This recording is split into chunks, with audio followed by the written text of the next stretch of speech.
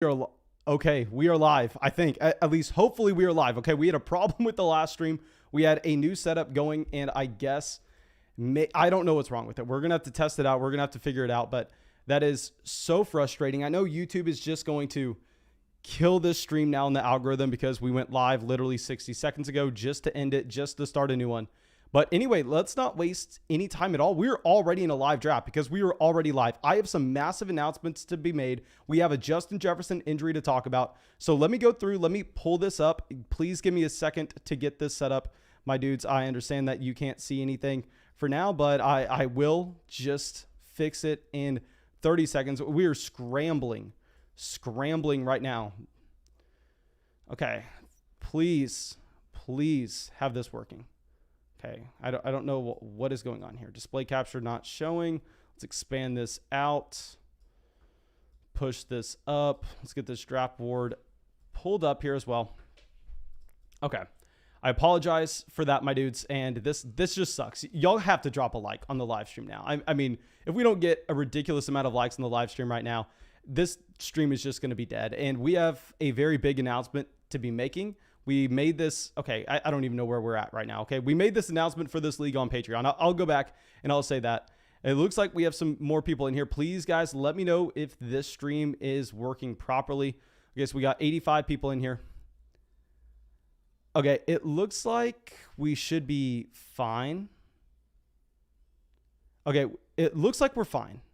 Please let me know, guys. Let me know. Drop a like. We are going to get another draft going, but what we need to see is where is Justin Jefferson drafted in this league, because Justin Jefferson had an injury earlier today for his shoulder. Now, the details aren't out. So if you're watching this as a stream, as a video, maybe a week from now, maybe you're going to be laughing at where Justin Jefferson gets drafted tonight in these drafts.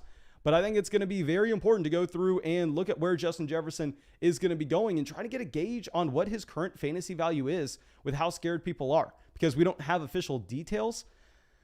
But, I mean, we can kind of go through and just make a guess. Maybe he's out the first few weeks of the season. Obviously, I don't think you have to worry about much more beyond that. But still, we have to go through and at least consider the fact that Jefferson may be missing some time.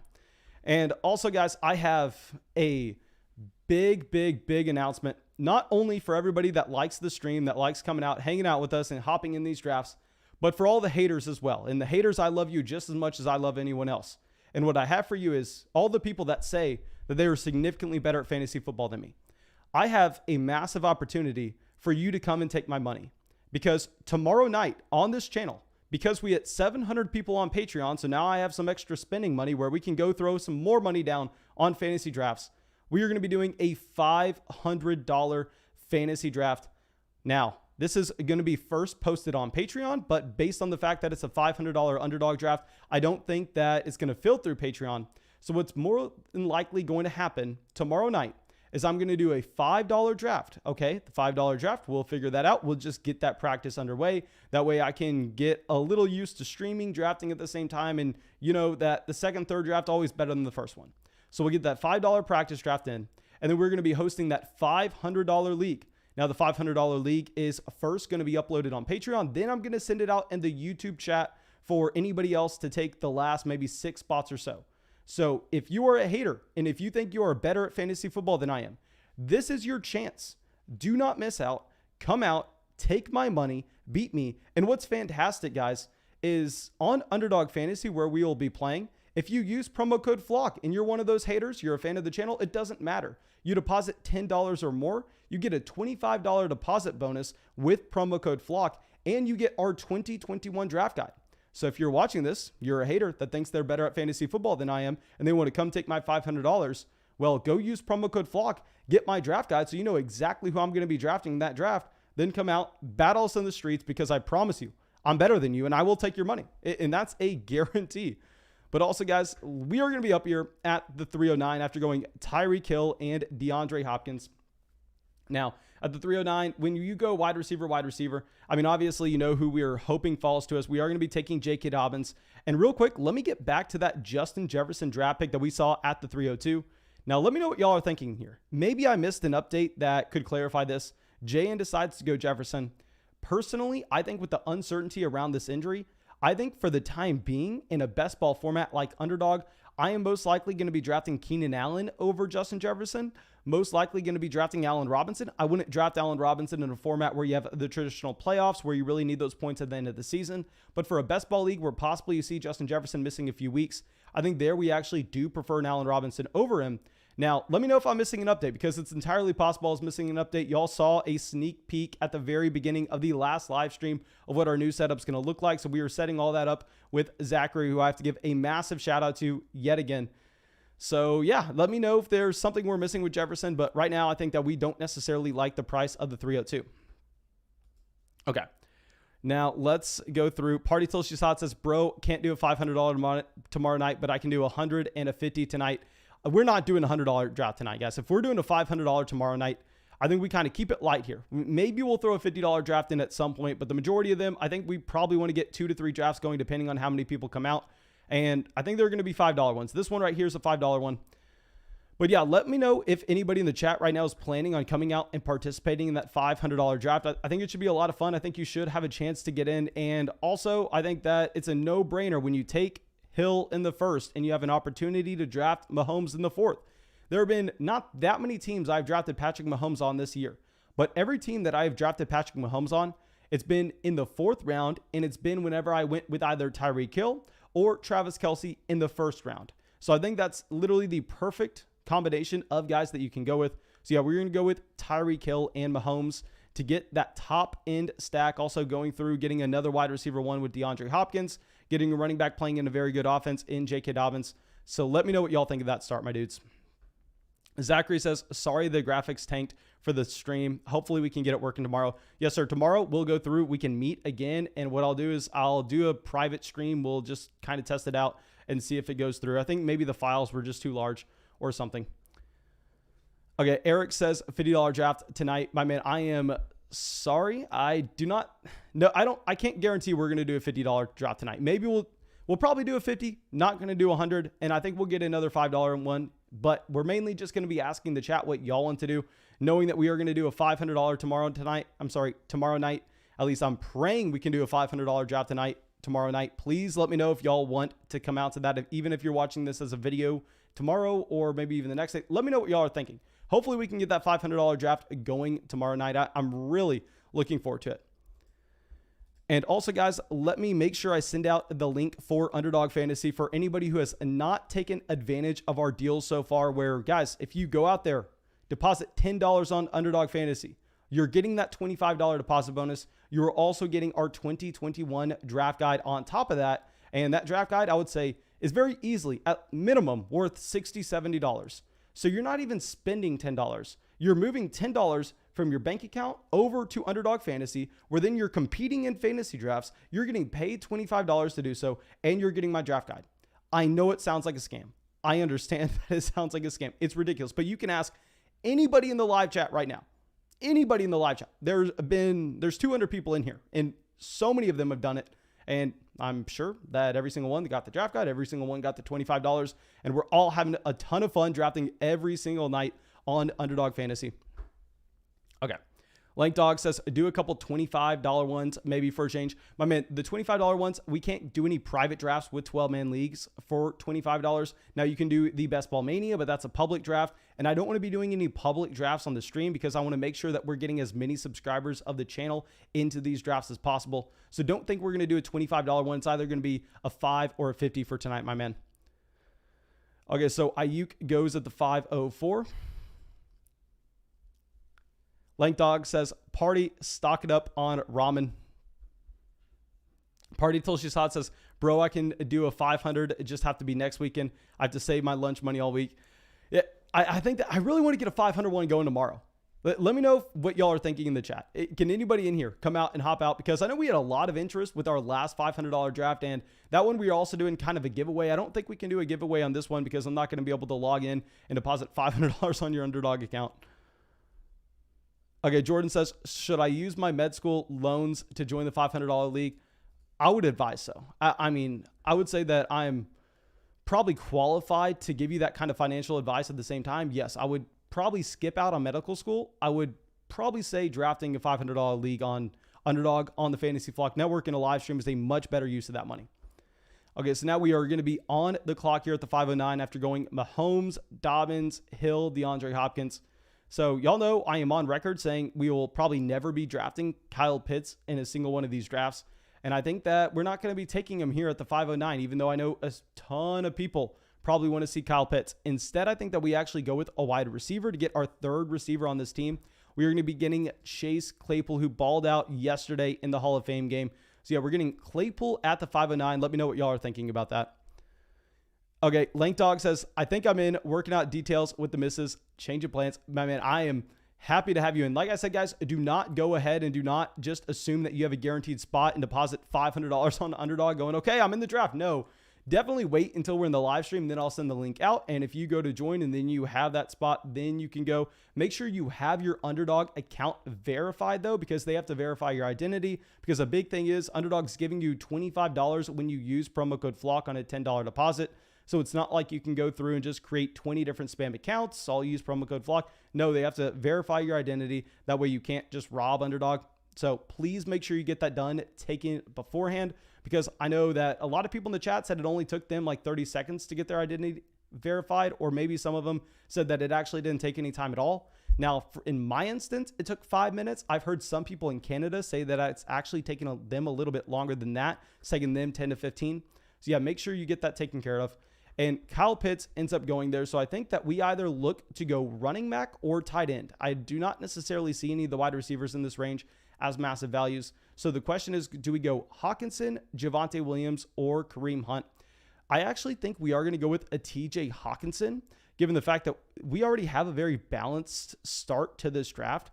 Now I can go through, let me kind of lower this screen for y'all real quick. I also need to just readjust a few things on this computer because we were in full on panic mode when that last stream was not working, my dudes. I want to make sure that we have everything here correct. Okay, let's pull this down a little bit. I think everybody can see the entire board. Okay, so after we go Hawkinson, Javonte Williams does go off to the 605. Of course, Javonte Williams was a player that I was considering. I was willing to say his name because I knew there was no shot that he was falling to us later on in the draft, though. Devin says, still not getting the first pick. I see, LOL. Yeah, my man. Sadly, we are still not getting the 101. I think that what it honestly probably is I think y'all are not giving us enough by dropping likes on the live stream. I mean, I'm looking at a chat right now that has over 260 people in it, and somehow we don't have 100 likes on the live stream. I am sure that if we had over 200 likes on the live stream, we would have got the 101. This would have been a Christian McCaffrey build, and if that would have been the case, we most likely would have gone CMC, CD Lamb, AJ Brown. I don't think we would have gone Lamar. I think most likely instead we probably would have gone, I want to say, okay, so you have Travis Etienne and Josh Jacobs going. So what would we have done at the 4-5 turn? Obviously, getting the Baltimore stack is nice, but I think that doing so at that price isn't necessarily ideal. Maybe we would have just continued to go wide receiver and get an Adam Thielen and a Brandon Ayuk here at the 4-5 turn. Then when you were looking in this range, then you could go through, try to get a stack. Possibly, I guess you did pass up on Keenan Allen. So I don't know. But anyway, I know what we would have done is we would have got that 101 if we had 200 likes on the live stream. So I blame that one on you, my dudes. That is your fault. You can't say anything about me. Okay, Tayshawn says, why take Tyreek Hill over Aaron Jones? A couple different reasons. We actually have Aaron Jones ranked as the 109 in fantasy. Now, I will say with Tyreek Hill, this is a player that I'm looking at and going, okay, he's clearly an elite wide receiver option. The floor and ceiling combination is to a point where, I mean, we are willing to go out there, take him in the first round, and we have had a lot of experience. And when we get Hill in the first, there's an opportunity to take Mahomes in the fourth. And usually I hate myself if we ever pass up on a Patrick Mahomes in the fourth round. But on those Tyreek Hill builds, I mean, I'm jumping up and down with excitement because when you take a Mahomes, the next best quarterback that we have to take is maybe a guy like a Derek Carr at the very end of the draft, just in case you have a Mahomes injury, of course, for Mahomes bye week. So yeah, I think that Tyreek Hill in a format like this, I am going to like him, especially when we know in underdog drafts, these rounds like 3, 4, 5, usually they're extremely wide receiver heavy. So yeah, I think Tyreek Hill over a player like Aaron Jones there was maybe ideal. Okay.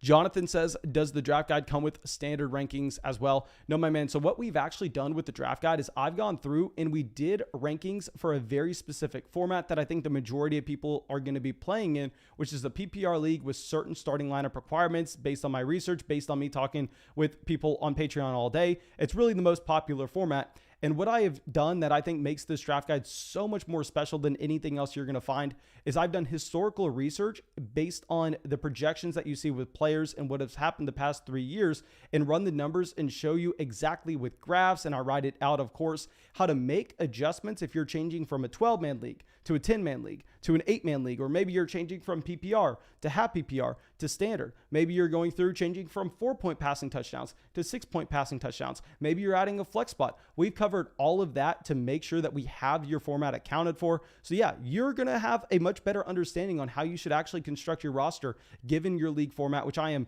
extremely proud about.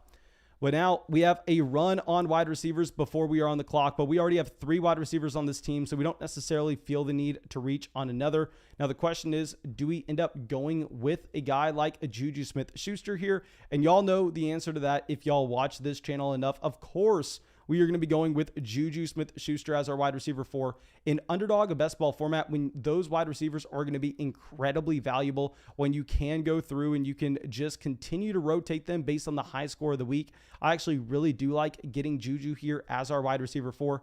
Now, of course, guys, let me know what y'all are thinking about a pick like that. Personally, I think that with Michael Thomas, if you're playing in a format where you're structuring your playoff team, making sure that you're going to have the best starting lineup possible, there Michael Thomas would be intriguing. But on Underdog, it's a lot more important to actually have players that are going to be scoring points the entire season, because the beginning of the year is just as important as the end of the year, unless you're playing in their $1 million tournament, Best Ball Mania. There you have to structure things a little differently. But here, points in week 1 equal the same as points in week 15.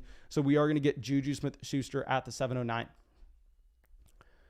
Okay, so obviously we really want a running back here in the 8th round. Now, there are not that many running backs that we'd be intrigued with. And a big thing as well is we have the potential to get that stack with Mahomes continuing to roll. And the question is, how valuable do we find that stack with Patrick Mahomes? Okay, so Elijah Moore goes at the 803. I honestly don't think we would have considered Moore here. It was either between Michael Carter or Mecole Hardman. Michael Carter was actually a running back we recently had to move up our rankings. I was definitely way too low on Michael Carter, but given the fact that he was the day 1 running back for New York with the first team offense, and you never see that from a rookie, he is a little more intriguing. Now, we are going to be drafting our 5th wide receiver here before our 2nd running back. So I know a lot of people are going to be screaming, Mason, I hate you. You don't know what you're doing. I probably don't know what I'm doing, but it's a $5 draft. Let's test this out. We got a $500 draft going tomorrow, so I want to make sure that we are feeling comfortable with this. Okay, so we have some massive donations coming through. Thank you, my dudes. Let me check on these real quick. Nash's Cash saying, I prefer Juju over Jerry Jeudy, RIP, sub-only chat. My man, I'll change the chat to sub-only so we can get some, we can make sure it slows down so I can actually read it. And Golden Panda says, hey Mason, just thought I'd give you $10 here because I can't put any on Underdog. Just supporting the channel. I've been subbed since before you hit 7K and you've helped me win over $100. Thank you so much, my man. I hope that you're still enjoying these live streams if you can't put $10 on Underdog. I don't know if it's due to maybe you live in Europe, maybe you live in Australia, maybe you're 17 years old, not 18 years old. But thank you so much for the support, my man. I truly do appreciate it. Okay, Lucas says, now you got to get a Ben Roethlisberger in the last few rounds. You're right, my man. I guess Ben Roethlisberger is going to be a target of ours here. Now, let me go through. Let me change this to a subscriber-only chat. That way we can, instead of just seeing this chat fly by, I can actually read the chat as we go along. Okay, so subscriber-only. Thank you for reminding me, JN. And also, guys, we passed 28,000 subscribers on the live stream. I'm sorry, not on the live stream. We passed 28,000 subscribers on the channel today, which of course is massive. Thank you for all the support. And now what we have to do is we have to all come together and we have to pray that we start to get some running backs falling to us. And the more we think about it, the more that Mecole Hardman pick at the 804 was not good. Even though we get that double stack with a Mahomes with the Tyreek Hill, I think maybe we are valuing the stack a little bit more than we should. And y'all know I'm always of the opinion that what you want to do is you want to keep the stacks in the back of your minds. You don't necessarily want to go out of your way and chase them. You want to continue to take value. And if you have 3 or 4 guys that are close, then you always go with the guy that's going to complete the stack. Well, here, I don't necessarily think we did that. While McCole Hardman would have been my favorite wide receiver regardless, so that's why I got a little caught up. I actually think running back would have probably been the better value there. So looking back on it, possibly we should have gone with a McCole Hardman a little later than Michael Carter. So yeah, it's going to depend on what happens in the next few rounds, where we can catch up on running back 2. We are most likely going to end up having to roster 5 to 6 running backs in this format. And obviously, I don't like doing that in a best ball league. I would definitely rather have those extra spots for a receiver.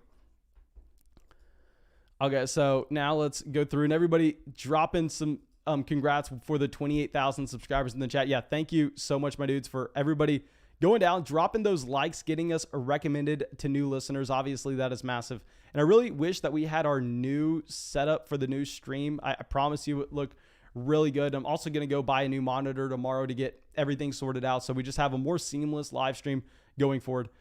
So yeah, thank you for everybody showing the support, and everybody come together, drop a like on the video, and pray that we get some wide receivers flying off the board, because we already have Hill, Hopkins, Claypool, Juju, and McCole Hardman. So I think here we are pretty much just looking for running back. And our next best running back is very far down the draft board. Maybe we go, we can't draft a tight end or a quarterback because we already went through and we already committed to a TJ Hawkinson and a Patrick Mahomes with that kind of capital. So we're pretty much just scratching those positions off our board. So maybe here we actually may have to end up, it's going to depend. It's going to depend. There's a wide receiver that I do like. Actually, I will just kind of give it up right now. Devontae Parker is my highest owned player in any of these drafts, which is kind of crazy to say, but I think Devontae Parker is a perfect fit for this format. And here we are going to be getting Zach Moss as our second RB. Obviously, this is not ideal. Trust me, guys, I was not a Zach Moss fan last year. I think that even at the 909, it's not a great price. But what we are looking for on this team is we are looking for running backs that can realistically see touches in great offenses. We have that with J.K. Dobbins, and we have that with Zach Moss. Now, it's not going to be a strong position, but given the fact that we are going to be crushing the rest of the league at quarterback, wide receiver, and tight end, I think that if we are a little weak at running back, it honestly may not necessarily matter. Okay, so now let's check the chat again.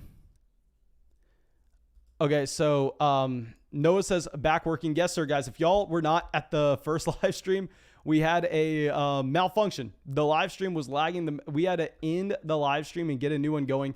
So probably this live stream isn't going to be as... It's not going to be as large as the usual ones, just because YouTube really does not like when you go through and you start a live stream, end a live stream, because it will send out a notification for 100 people. 100 people will come in, they'll click on the stream, and then all of a sudden, the stream ends. So the average watch time of a viewer of the stream is like 20 seconds. So they're a whole lot less likely to send out that second notification and to go through and let people know that we are live. So please, if y'all have not already, drop a like on the stream. We need some help here. And now this is going to be interesting with our next pick, because I don't think we're going... Okay, I was going to say we honestly may have to go with a Leonard Fournette, even though I'm not a Fournette fan. I thought we were going to end up having to go with him because we were going to need a running back that was going to see touches and not necessarily just a premium handcuff.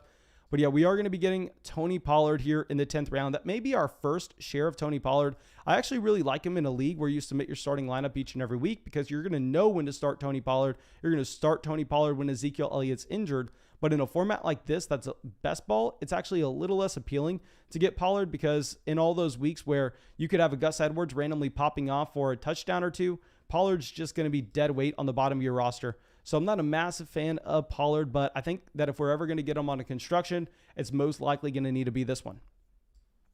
Jonathan says, do you think Melvin Gordon gets traded? I've been talking about Melvin Gordon having the possibility of getting traded for a very long time now. If I had to make a bet, I would say that most likely he doesn't get traded, understanding how probabilities work. But I think there's a real shot that he does. Teams I'd be on the lookout for would be the Los Angeles Rams. I think the Rams would be a perfect fit after the Cam Akers injury, as we've already seen the Rams be willing to go out there and trade for a running back. And I know a lot of people are going to be saying, well, Mason, don't you know that they don't have any more picks? They traded them all for Matthew Stafford. And my rebuttal to that is, guys, running backs get traded for nothing. Running backs, especially a Melvin Gordon on the contract that he has, will literally get moved for a day 3 pick.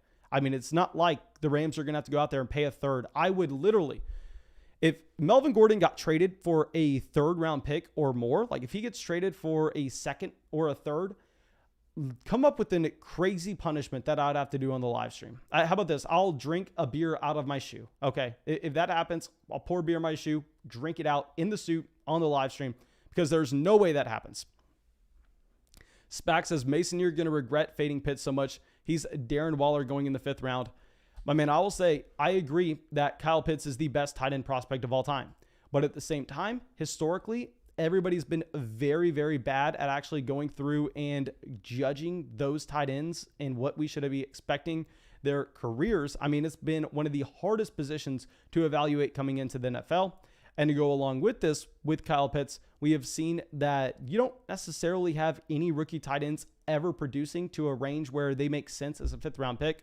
So while I will admit Kyle Pitts is the best tight end prospect that we have ever seen, that probably the NFL has ever seen, at the same time, I think if you look at historical hit rates, a 5th round pick is not going to be a good one when you can get a TJ Hawkinson, when you can get a Mark Andrews later. I understand that Kyle Pitts fell to a reasonable range in this draft, falling to the 603. If you draft Kyle Pitts in the 6th round, I am fine with it. But the problem is his ADP is not in the 6th round. The majority of the time, Kyle Pitts is going at the beginning of the 5th, and that's what I can't get behind. Okay, so Eula says, alert, Melvin Gordon traded to the Patriots for a 2nd round pick in 2023. Yeah, I'm sure, my man.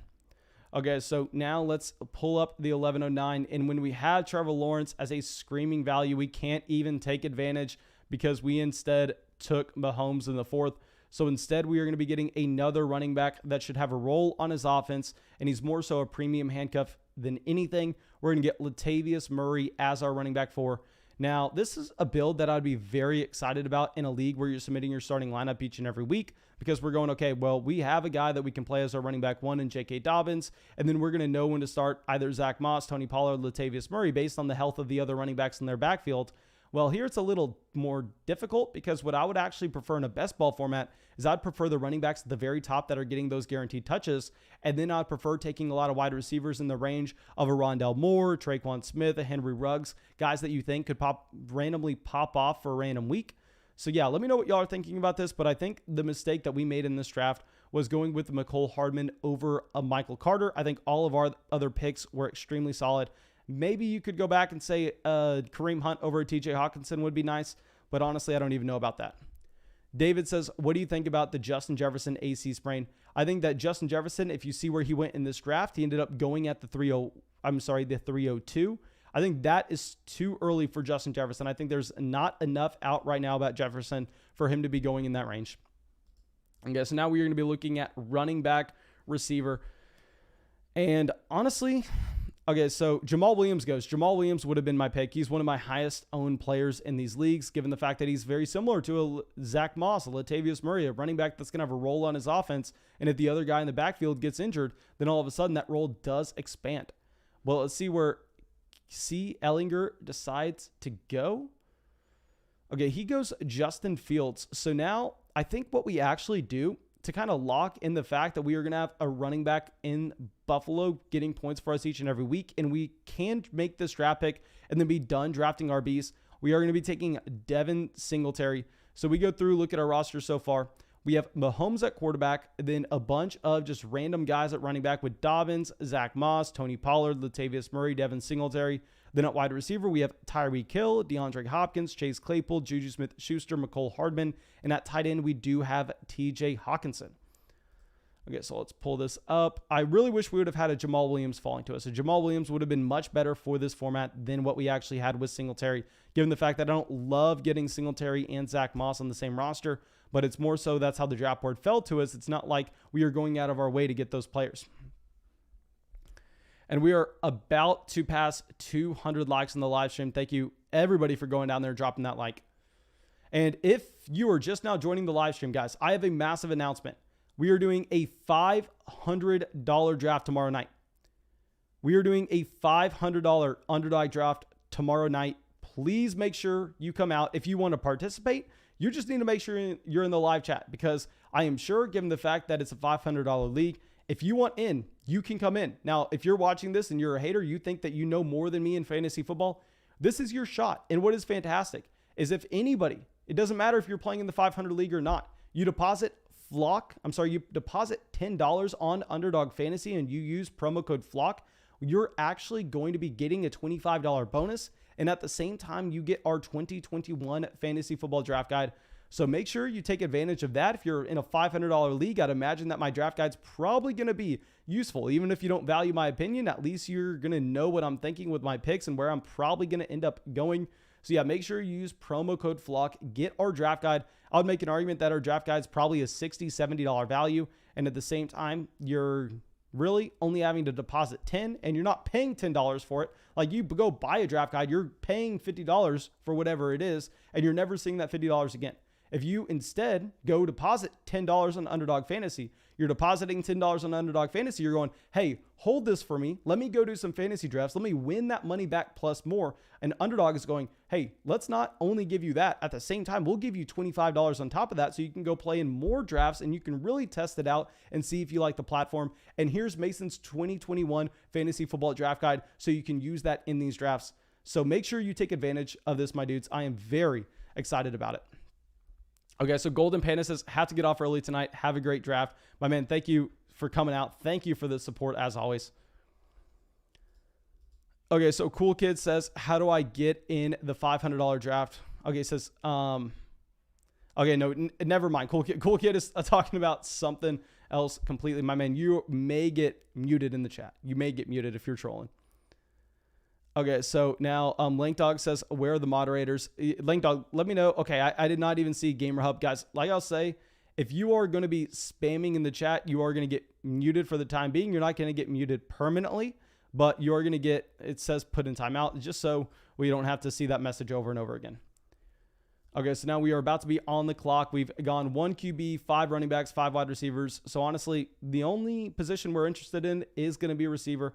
Now, I think that the majority of this Bryan Edwards hype is overblown, but when he's going to be falling to us in this range of the draft where we're getting him at the end of the 13th, there I am fine taking Bryan Edwards as our wide receiver 6. Hopefully, he does have some pop-off weeks. We know that's a wide receiver room that's very open. Really, Darren Waller is the only solidified target that's going to be seeing just say, I don't want to say 22% of the team's targets. So yeah, Bryan Edwards at the 1309, I am fine with. We have some more wide receivers going off the draft board here. Okay, so people telling me to ban Cool Kid Jordan. Okay, Cool Kid Jordan, we all know that you're out here. You're not being serious. We all know that you're trolling. My man, please. I don't want to have to mute you at all for this. I don't want to have to mute you at all for this. And if you're being serious, I'd be happy to talk to you through DM. So you can hit me up through DM, my man. Okay, so now let's get this pulled up. Maybe we draft a quarterback here, to be completely honest. Actually, no, we can't. When you take Mahomes in the 4th, we can't take another QB. Okay.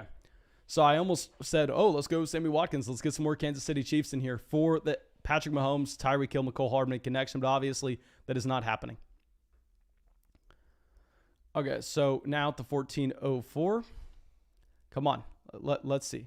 Eric says, is this a Puppy 2 draft? No, my man. This is actually going to be a draft that we created privately. Now, what we do every single live stream is we'll go through and we will send out the private link to our draft in the chat. I'll say, this is a $5, this is a $50 draft. It's not going to be that automated message that you're seeing go over and over again. That's an automated message.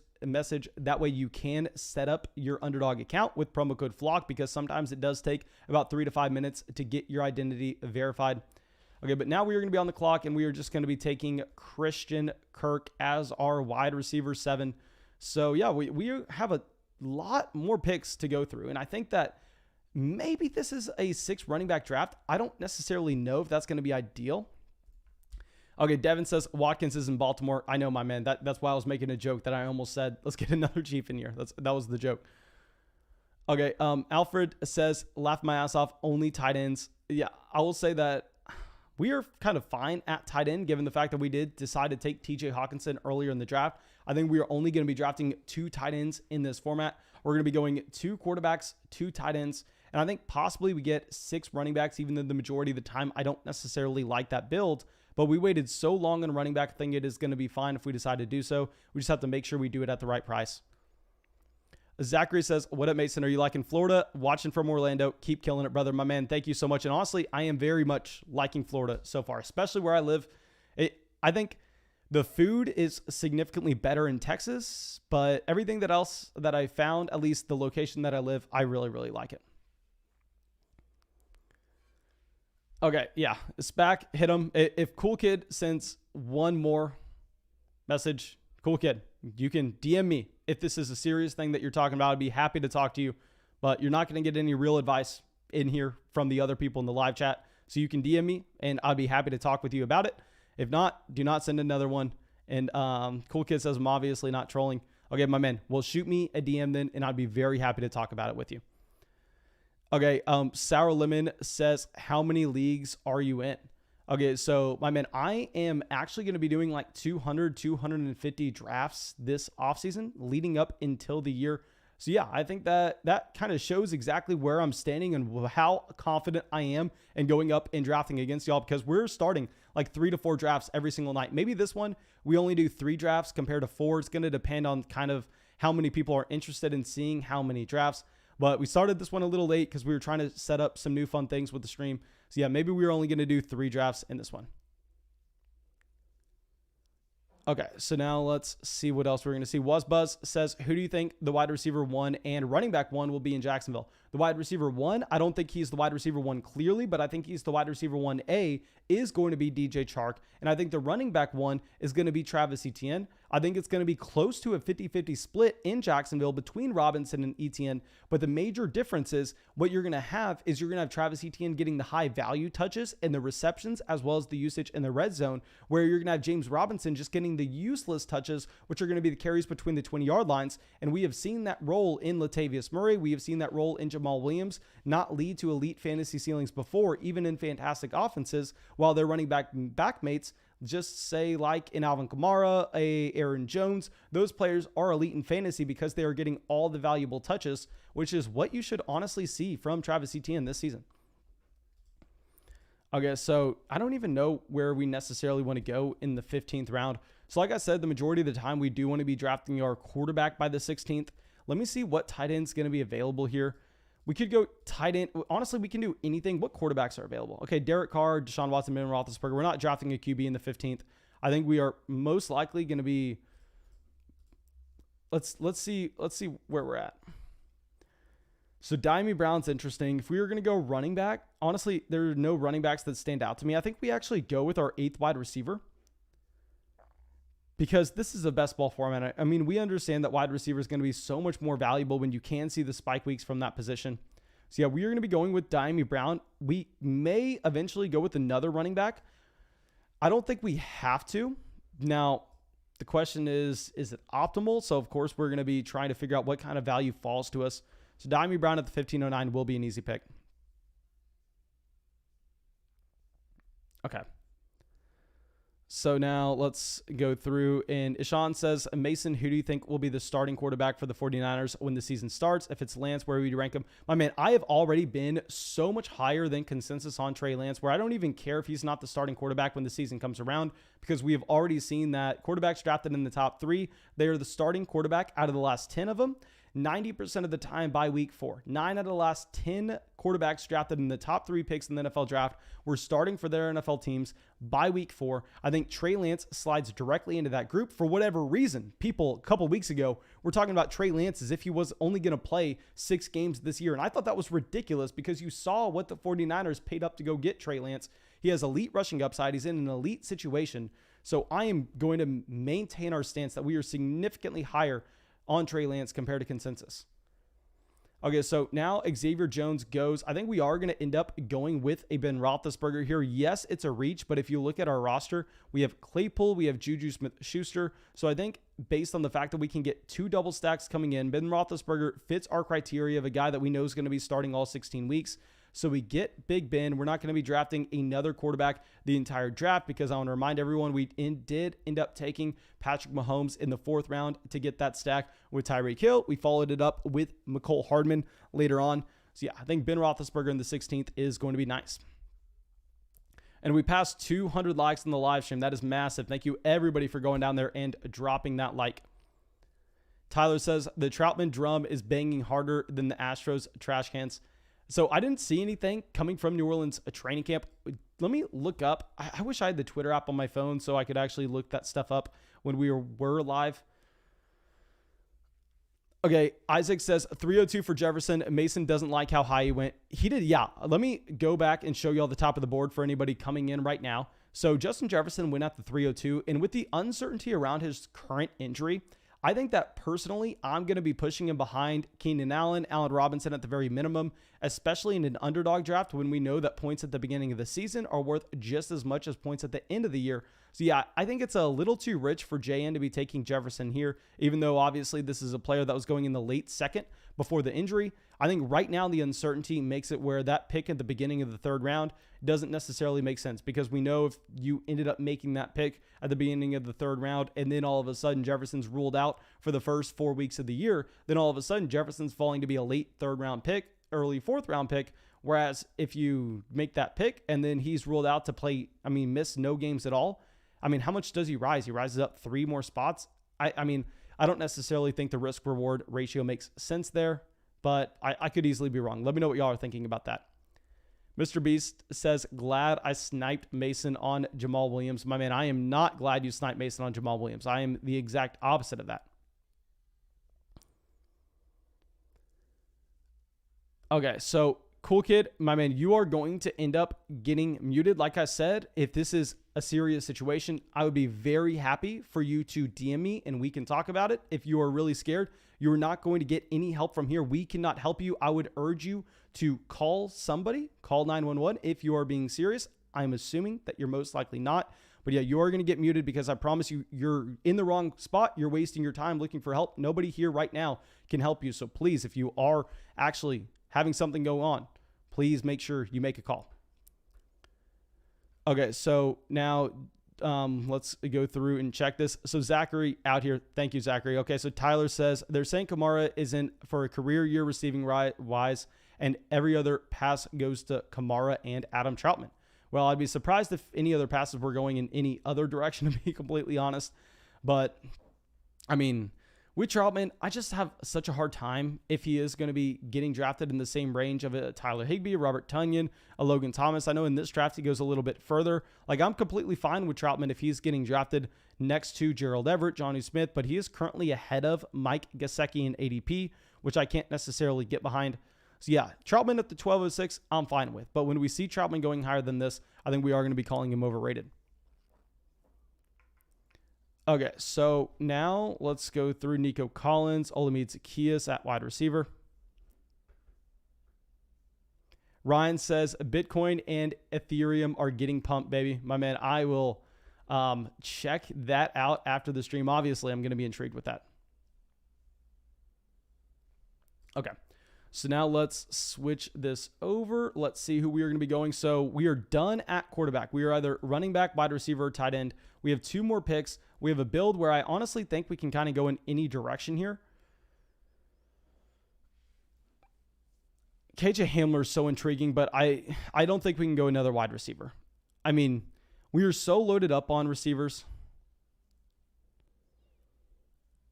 I want to go with Hamler just because he looks like such a good pick.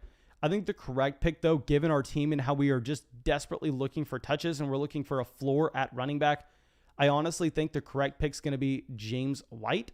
I do not like it at all. Now we are going to have one more that we need to make, which is going to be a tight end. That's going to be really our only option.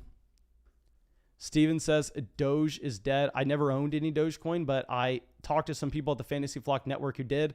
Ooh, so I did not mean to open that up. Let me go through. Let me close those top tabs so we don't do that again. So I'm sad to hear Doge is dead. For anybody who had it, I didn't, but it is what it is. Okay, so now let's go through. And Brandino says, should I trade DK for Russell and Michael Thomas in a Dynasty Superflex League? Honestly, I think that I would prefer Russell Wilson over Michael Thomas straight up. So I would 100% trade DK Metcalf for Russell Wilson and Michael Thomas in a Dynasty Superflex League. Okay, so now our last pick at tight end. Hopefully we get a guy that I'm really thinking about here. So there are Blake Jarwin, Eric Ebron, Zach Ertz, OJ Howard, Hayden Hurst, Dan Arnold, all available. Now, these two guys before us, they each have 2 tight ends on the roster. Can't necessarily, let's see who they have exactly. So he goes Kenneth Gainwell. And the team before us has Kyle Pitts. He goes Ebron. He goes Ebron just to spite us. If we would have got Ebron, we would have gone through and completely had I don't want to say the entire Steelers offense, but we would have had a ton of it. Now, Jarwin's falling a lot. I don't necessarily know if we want to go with Jarwin, though. We actually possibly do go with Jarwin because we're not looking for a ceiling here. We're looking for a floor. So we're going to go with Blake Jarwin. I don't like it. We've passed on Blake Jarwin in so many drafts. This is easily our worst draft. I think the only way, I don't want to say our worst draft. This is not one of our best drafts. The only way that we actually have a competitive team here is if you see an injury to Ezekiel Elliott, then all of a sudden our team's near the top. If you see an injury to Alvin Kamara, all of a sudden our team's near the top. But beyond that, I think that this team, just because we made the incorrect decision in going with McCole Hardman at the beginning, I think that was actually probably not the best decision. Okay, here's the top of the board, my dudes. Let me just show that off, and let's go back down to the bottom. Okay, Spack says 95% sure he was trolling, which is pathetic. Yeah, my man, I am 99% sure he's trolling, but at the same time, you can't act like it's 100% sure, because if you're acting like it's 100% sure and you're wrong that 1% of the time, then, I mean, that is bad. That is very bad. Okay, so now let's go through and let's move on from Blake Jarwin. And afterwards, maybe we should have gone with the tight end a little earlier. Let's kind of revisit what we did here in the 14th round. Actually, no, let's revisit what we did in the 13th, because Austin Hooper is one of these guys that I'm going to be targeting a lot. Or I guess we could have also targeted a Cole Kmet. What do y'all think would be better on a roster like this? Do you think the combination of Christian Kirk and Blake Jarwin is better, or the combination of Cole Kmet and Dwayne Eskridge? Honestly, I think it's probably the combination of Cole Kmet and Dwayne Eskridge. So that's possibly a mistake that we made. I think another mistake that we made, because y'all know that's the number one thing about this stream. I like to reevaluate our drafts. I like to nitpick it and try to see where we can get better going forward. I think that's what makes you a much better drafter than most other people, to be completely honest, rather than just patting yourself on the back. Is I think here we maybe went with, in our opinion, our best wide receiver available that did complete a stack. But I think we probably just overrated the stack that we were actually getting, when in reality, we should have probably gone with a running back with Michael Carter, once we have the reports that he is starting in training camp. But that is the team, my dudes. Let's get another draft going here. And I'm going to set up a poll in the live chat right now for y'all to see if y'all want a $50 or a $5 draft. So let me just set up this poll right now. And also, guys, if you are new to the chat, I just want to make sure that everybody knows we are doing a $500 league tomorrow. So please make sure, if you want in, you either shoot me a DM on Patreon, you go through, or you just make sure you're out in the live chat the entire time, because we're going to be sending the link out first on Patreon. Then we're going to be sending it in the live chat for really anybody who wants in, because it's a $500 league. You'll get in. I'm almost certain in saying that. Now, I'm not saying go deposit $500 on Underdog right away, giving you that spot. I'm saying wait until you see that you have the spot available. And if you do, then make sure you go through and do it. Okay, so let me send out that poll real quick. We will see what y'all want between the 5 and the 50. Okay, so let me go through and see.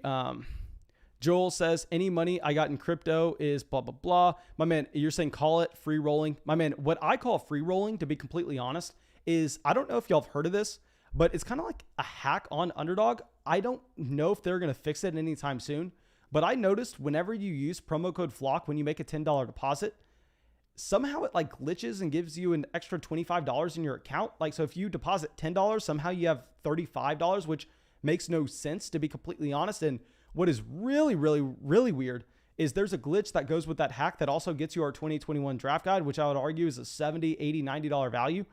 So I don't necessarily even know how they're going to patch that glitch. Probably not going to happen anytime soon, but I would go through and take advantage while you can. So let's check out the poll that we sent out. Let's end this poll. And it looks like the majority of the people are wanting a $5 draft. So let's get a $5 draft set up. I'm going to send the link out in the live chat right now. Okay, so I will specify that this is a $5 draft. Remember, guys, do not be joining the drafts in the lobby if you're wanting to draft in the stream. You need to make sure that you are instead going through and joining what we send in the chat, because that's going to be a private draft just for the subscribers of this channel. Okay, so now let's copy that link to the clipboard. Let's send this out. Okay. $5 draft here.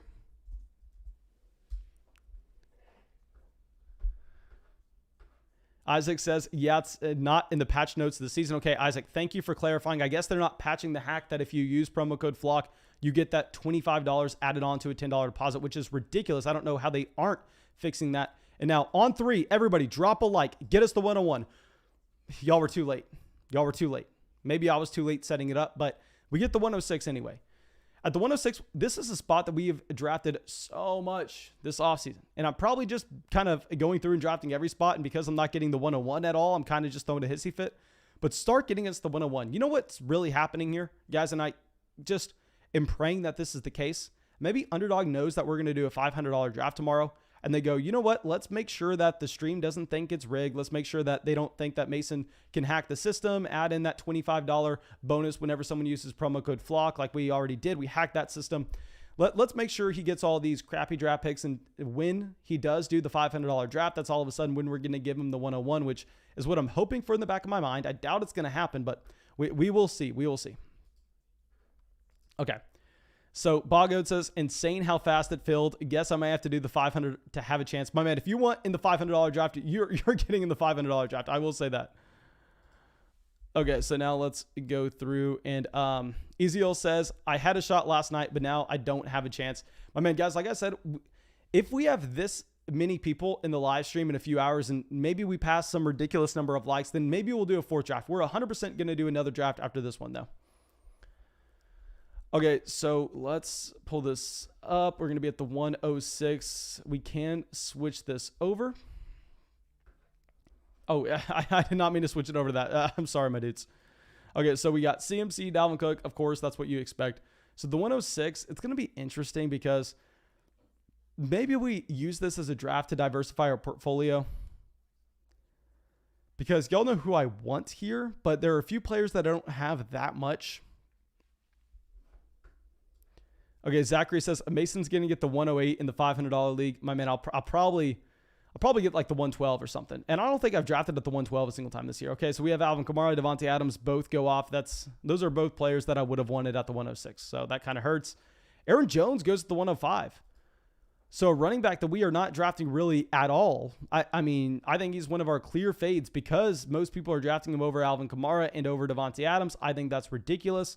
But if you're going to get him at the 106, I am fine with that price. We are going to go with Derrick Henry at the 106. Now, let me know if y'all have seen any crazy values in these Underdog drafts. Maybe you've been doing some drafts that aren't on the live stream. If you've seen just something that's ridiculous, like maybe Devontae Adams at the 110 and Alvin Kamara at the 107, let me know what y'all are thinking about that. Maybe you've actually seen Dalvin Cook fall a little bit, but let me know the craziest pick that y'all have seen in the Underdog draft. Okay, so now let's pull this up. Boggoat says best ball, $500 seems intriguing. I mean, it is scary. I'll say that. It's going to be very scary.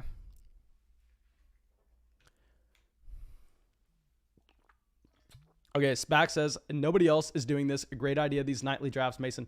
My man, I just, literally, I wake up and this is what I look forward to. I'm just praying that the day goes by fast so we can get to the night. We can get these drafts going. The pacifier comes out, says, congrats on 28K. You did the old Jim Beam bottle from those 5K old days at the old studio. LOL, go Flock.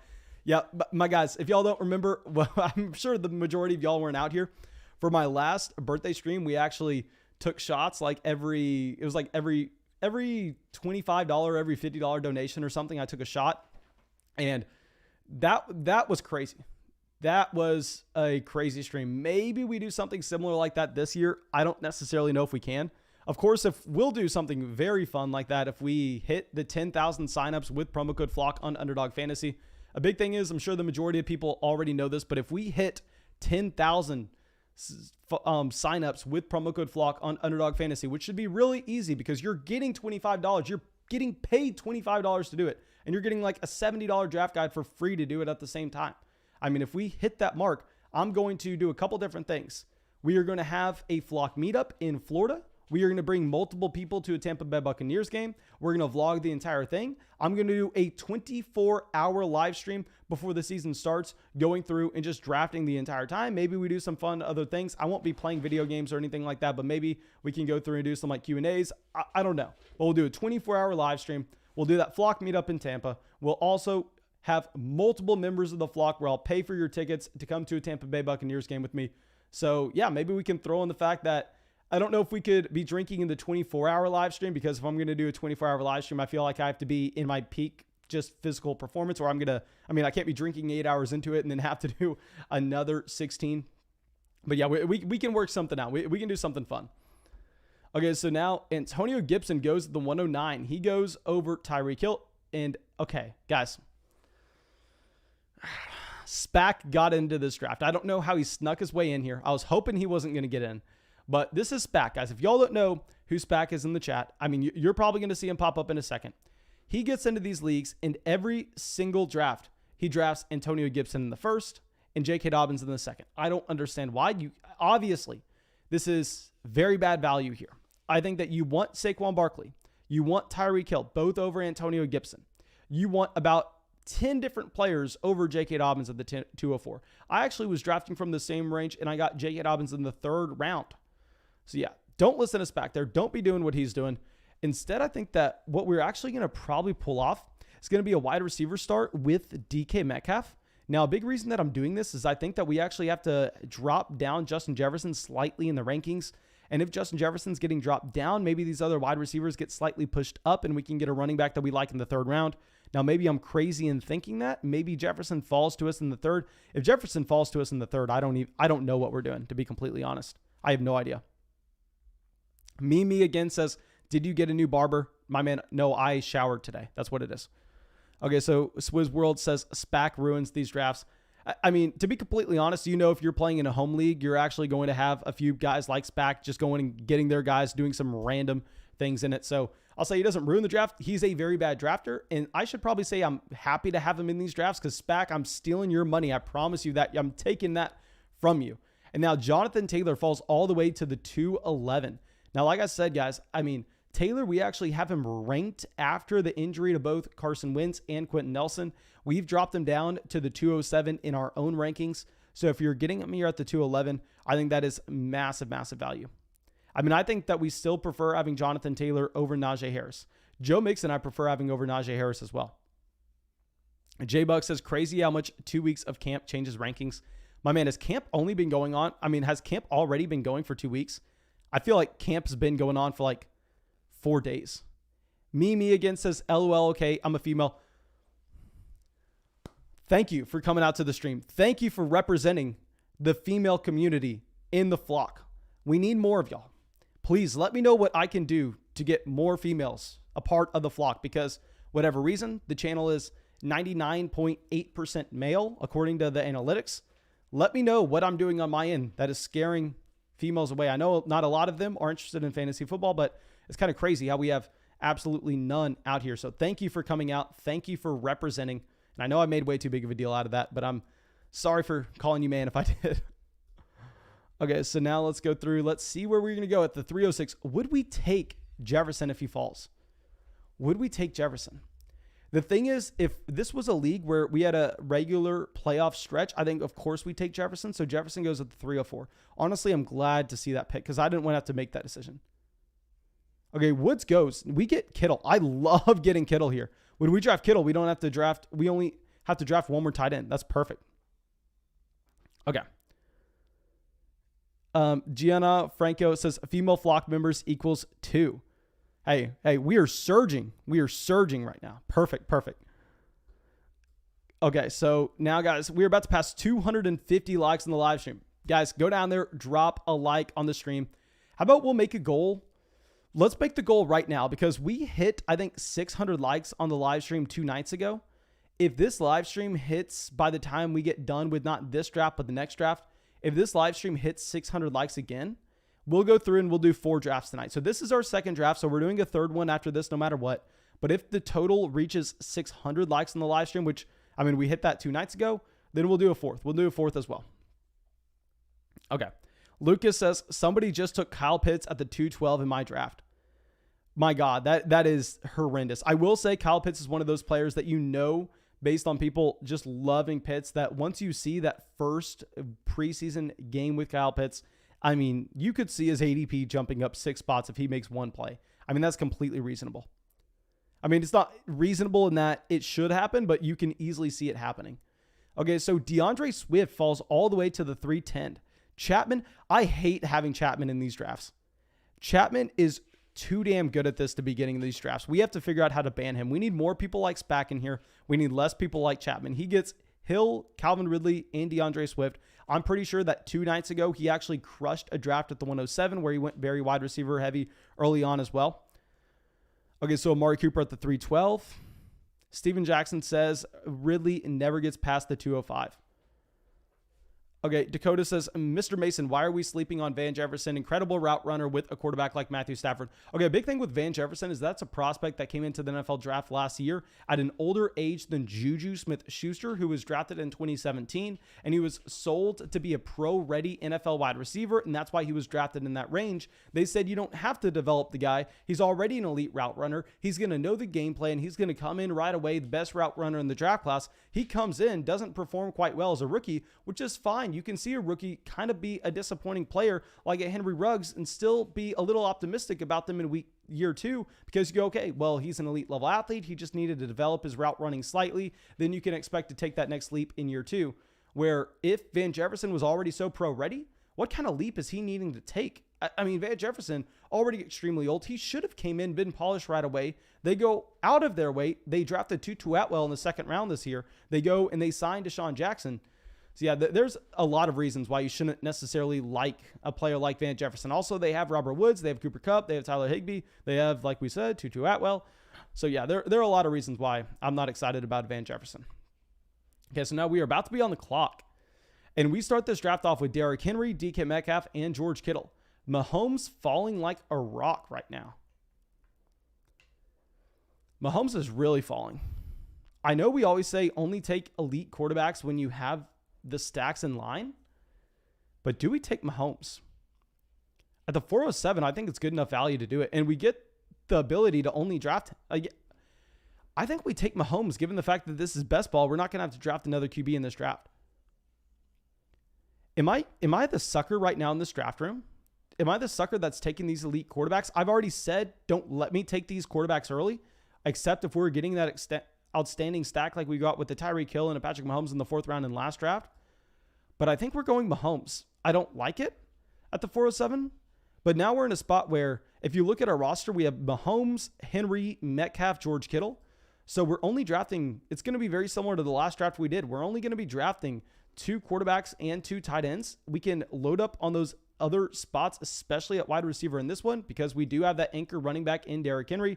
So yeah, we're going to go like a hero running back strategy here. I bet you in the next few rounds, we're hammering in these wide receivers. Lucas says Mahomes over any of those players for sure. It's just a little, Mahomes has definitely been falling. I think, but if we're getting him at the 407, Alfred says, don't do it. It's too late. I mean, if you're going to be asking me, do you want Patrick Mahomes or Deontay Johnson? I think the correct answer is probably going to be Mahomes.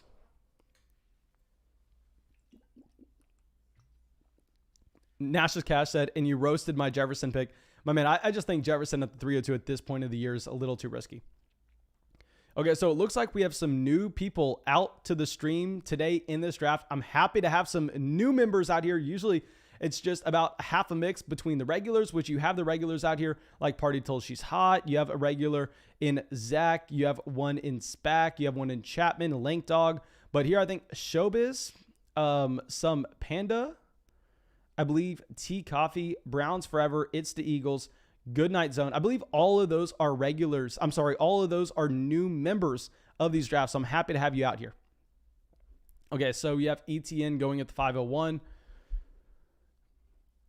Okay, also, guys, like I said, drop those likes. If we hit 600 likes in this live stream, we're not going to be doing 3 drafts tonight. Instead, we'll be doing 4. So you have an extra shot to get in one. We'll have a live stream a little bit later at the same time. And it's mainly because I want to celebrate the fact that we hit 28,000 subscribers, which is massive. And that's 100% because of all the support that y'all are showing on this channel.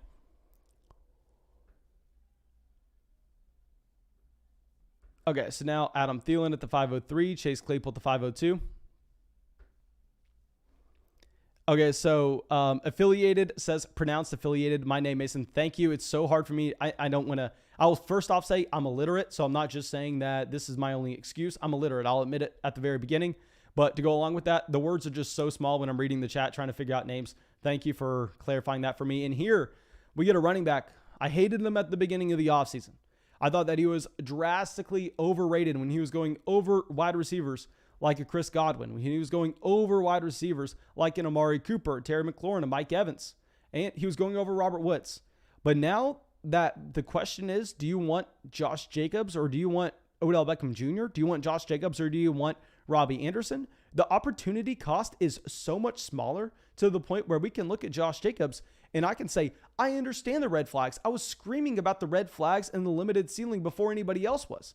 And now I go, I don't want to get pegged as the Josh Jacobs guy. Trust me, I'm the last person but a Josh Jacobs guy. But have we lost our minds here? It's in the middle of the 5th round. Are you going to really be taking an Odell Beckham Jr. over Josh Jacobs? So yeah, we're going to go Jacobs here at the 506, even though I know a lot of people aren't going to like it. So this is a draft where, I mean, we get 2 running backs that aren't going to be catching passes. We get both Derrick Henry and Josh Jacobs. But I think from here, we can just go wide receiver, wide receiver, wide receiver, wide receiver. Okay, so Ty says, are we confident in Julio Jones this season? Julio Jones, if you actually look at the games that he played last year, was very much in line of where he was in years prior. The thing is, you have to just adjust it for games that he played the entire game, and he wasn't just used as a decoy. So personally, I am trusting Julio Jones. Oh, yeah. So, guys, please don't label me as the Josh Jacobs guy. I've been the exact opposite of a Josh Jacobs guy for I don't know how long now. But at the 506, the opportunity cost is just cut in half compared to what it used to be.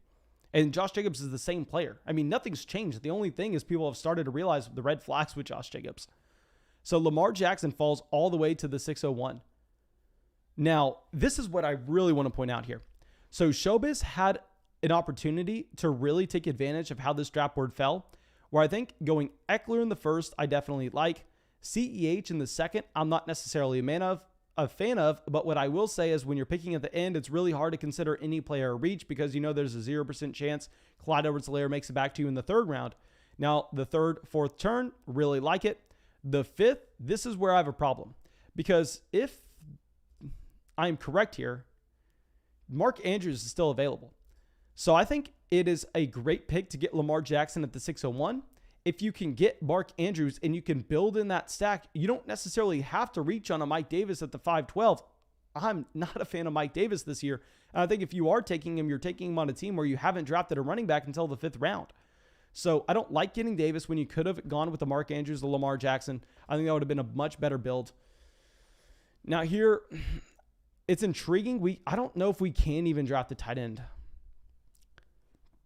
I don't know if we can draft a tight end. I think we kind of have to go wide receiver.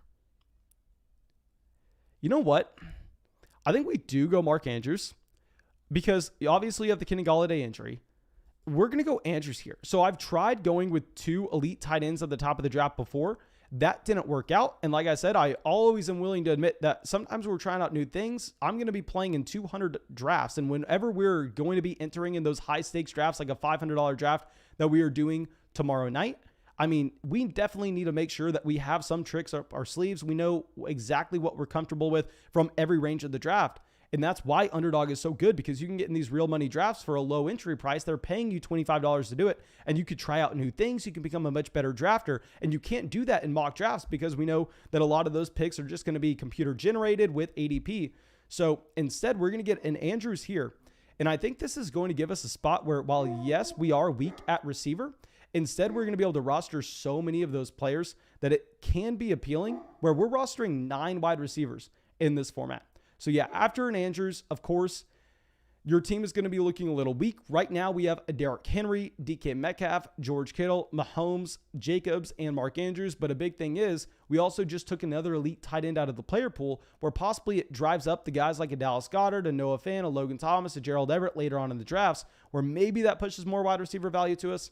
So yeah, let's see how that Andrews decision plays out. I'm very interested to see what we can do at wide receiver, but a big thing is in a best ball format, I think we can roster 9 wide receivers on this team now because we have the guaranteed touches at running back. We have tight end situated. We have quarterback situated. So we're going to be attacking wide receiver with quantity, not quality. And now you do have Dallas Goedert going at the 701, just half a round behind Mark Andrews. So maybe this is going to work out. I don't want to speak on it too early, though. I really want to see what it looks like at the end of the draft. Okay. So people saying the dog is going crazy. Yes, the dog is going crazy. And do you see this self-constraint for me to not go grab the dog and lock her in a room? Do you see that self-constraint? I am keeping it composed on the live stream because I'm tired of the dog jokes. I know when I get mad at the dog, I yell at her and I put her in a room. People get mad at me. So we're going to have some self-restraint here. We're just going to act like we don't hear it. Hopefully we don't get kicked out of the apartment building. And let's just continue to go about it. Steven says, your neighbors probably hate you already. I don't see why they would hate me. I mean, all I do is scream into a microphone until 1 a.m. and have a 100-pound dog howling outside. I don't see why my neighbors would hate me at all. I mean, I think that I'm a pleasant guy to live with. And now we are going to be getting Jerry Jeudy as our wide receiver 2. Now, y'all know I'm not a massive fan of Jerry Jeudy, but given what we have with Courtland Sutton right now, I think that you get Jeudy in the 7th round. You go, okay, well, hopefully he provides us some spike weeks here. We're going to have a ton of wide receivers on this team, and that is fine value. Isaac says, is it the big white one? Yes, it's the big white dog, my dudes. Okay, so now let's go through. Will says, how do we get our winnings from Underdog if we win our leagues? So I think that the easiest way is actually going to be able to get paid out by PayPal. I mean, you can obviously do other things. You can do a transfer to your bank. But I think PayPal is personally how I'm going to be doing it because that's what I really do everything with. And it's not going to be a pain in the butt to get paid out at all from Underdog because they have to verify your identity beforehand. So it's not like a lot of other sites where you can go through and you can just make a deposit without getting your identity verified. And then all of a sudden when you go to withdraw, then they have to do that process. Or with Underdog, that gets done at the very beginning. So of course that is very intriguing and a big reason they do it at the very beginning because I don't know if y'all heard this already, but there's like a hack with what you can do with Underdog right now, where if you go deposit $10 and you're a first-time user and you use promo code FLOCK, I don't know how long it's going to take them to fix this, but for whatever reason, FLOCKE, I mean FLOCK, it gives you $25 added onto your account, and at the same time, it gets you our 2021 Fantasy Football Draft Guide. Now, I don't know how long it takes them to fix that on the back end. It's way too good of a deal, given the fact that they're paying you $25 to take a $70 draft guide, and all you have to do is not even spend $10, but move $10 over to Underdog that you can play fantasy football leagues with, you can win fantasy football leagues with. So I don't know how long it takes them to fix that. I think that they should probably fix that ASAP if they want to stay in business. But yeah, I would definitely take them up on that as soon as you can, my dudes. Obviously, it helps the channel tremendously. Okay, so now let's go through. Let's see if we have anything else. Jordan says, do you feel like Kenny Golladay went late in this draft or right where he belongs given the injury stuff? Let's see where Golladay ended up going. Okay, so Golladay went at the 6'11". He went directly behind Laviska Shenault. I'll say that I don't necessarily think that we could be pushing Golladay much higher than this. Maybe he goes at the 6'09", 6'10", but I think that's about the range where you want Golladay to go, especially in a league where we know that in Underdog, your points in week 1 matter just as much as your points in week 15. So I actually think that's a fair range for Golladay. I mean, you saw me take Mark Andrews over him. Of course, we wouldn't have done that if Golladay was 100% healthy, but it's also not like Galladay's a wide receiver like a DeAndre Hopkins where you know you don't have to worry about injuries. I think that him being injured at this point of the year should be a little concerning. Okay. So the 807, probably going to end up going wide receiver here. We only have 2 receivers in DK Metcalf and Jerry Jeudy. Obviously, we can't be looking at either quarterback or tight end, given the fact that we went with Mahomes, Kittle, and Mark Andrews. So yeah, let's see where we go. Let's see Mike Williams go off the board. And Melvin Gordon goes off. So we're going to be getting McCole Hardman. We're going to be getting our first player to stack in with Patrick Mahomes. Possibly we can look for some players later on, but I think getting McCole Hardman there in the 8th round is going to be a fantastic pick. Lightning comes out, deposits $10 on Underdog Fantasy with promo code FLOCK. It says easiest $25 I've ever made. My man, thank you so much for supporting the channel.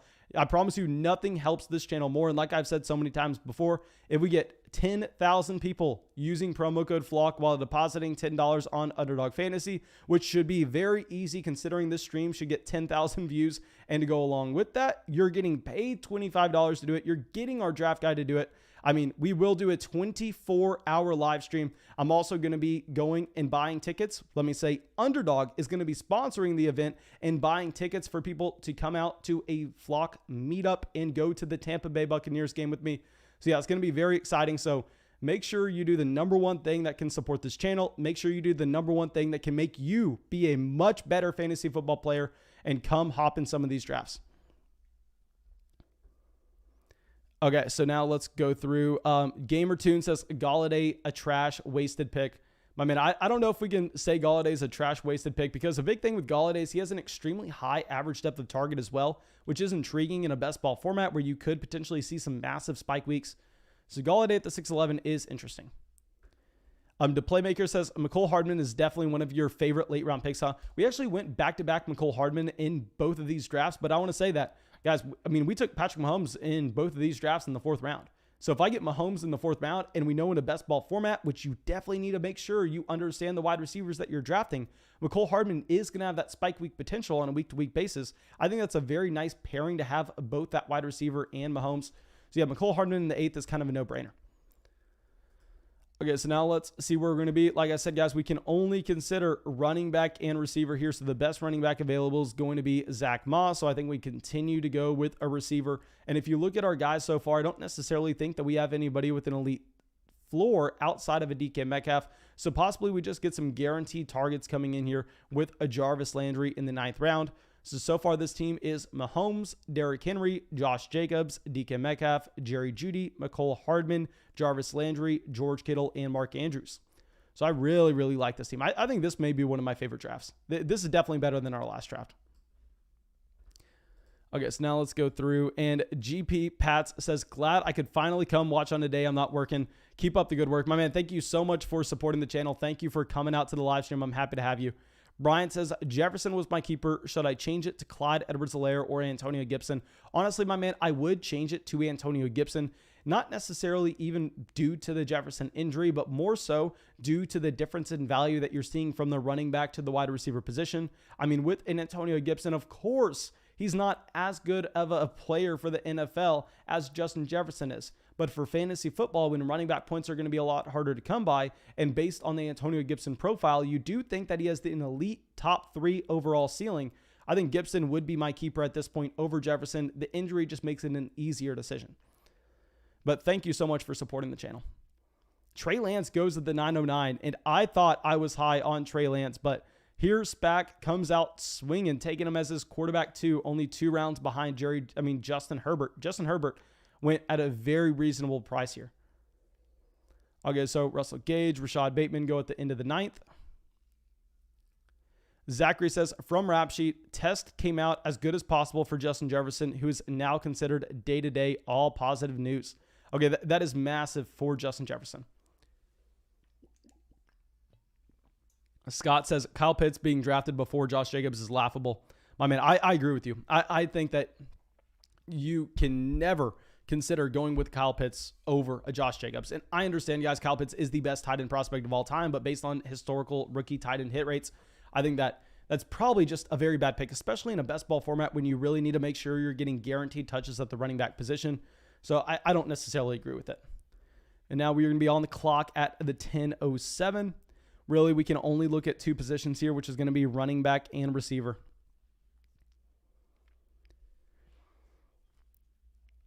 Okay, so we have 4 wide receivers on this team. I think we've kind of caught up on the position where if we do want to go through and we do want to start taking some running backs, we can. So let's see where Zachary goes. He has 6 receivers. He goes Trevor Lawrence as his QB1.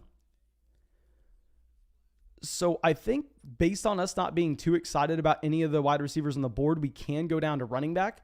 And I think we take someone that we are excited about his handcuff potential in an elite offense. If anything were to happen to Chase Edmonds, James Conner jumps up to being a probably high-end running back 2 in fantasy. And the difference between him and a Tony Pollard in this format is we're never thinking that we're ever going to get any usable weeks out of Tony Pollard when Ezekiel Elliott's healthy. It's not like he's ever going to get the goal line usage and all of a sudden fall into the end zone.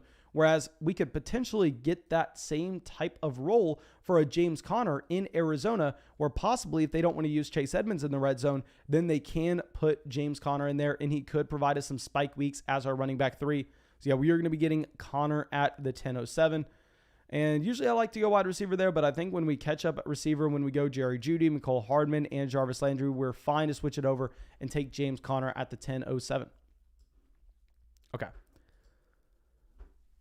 Okay, so let me scroll up and show the draft board for anybody who is just now coming in to this live stream. Okay, so there we go. We got Elijah Moore in the 10:05, just a few picks before us. Elijah Moore, definitely a player that's been climbing up drafts. Okay, so now I guess we're kind of liking, obviously what we really want to see is we want to see tight ends get off the board, because I mean, when we go through, when we draft George Kittle and Mark Andrews on the same team, while I think we did so at value, I think a big reason we do it is hoping that teams reach at the tight end position later on in drafts. And if that doesn't happen, I don't necessarily know exactly how excited we are about the investment that we made into the two guys. So if we can get some tight ends going, we're going to be very happy.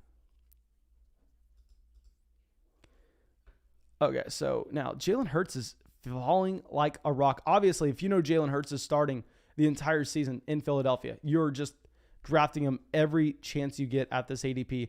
Now, I think given the fact that we take a Patrick Mahomes here, we can't even really consider Jalen Hurts, to be honest. So we're going to be clicking off the QB. We're going to be clicking off the tight end, only looking at running back and receiver. Okay, so Kenyon Drake would be very intriguing for me here. I actually love Kenyon Drake in this range.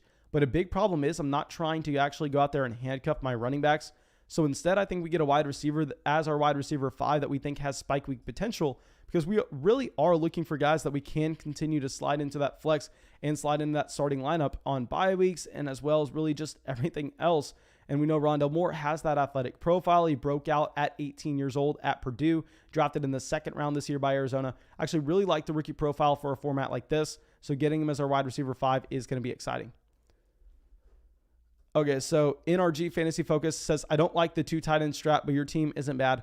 So I didn't necessarily go into this draft thinking we were going to get 2 tight ends, and I did acknowledge that in another draft where I believe we were drafting at the 211, we ended up taking the combination of Darren Waller and George Kittle at the 2-3 turn, and that team ended up being very bad. I hated how that team played out. But here I think it's possibly a little bit different if instead we're not drafting a Darren Waller in the 2nd and a George Kittle in the 3rd, and instead we're drafting a George Kittle in the middle of the 3rd, way beyond where his ADP is, and we get Mark Andrews in the middle of the 6th, also further than where his ADP is.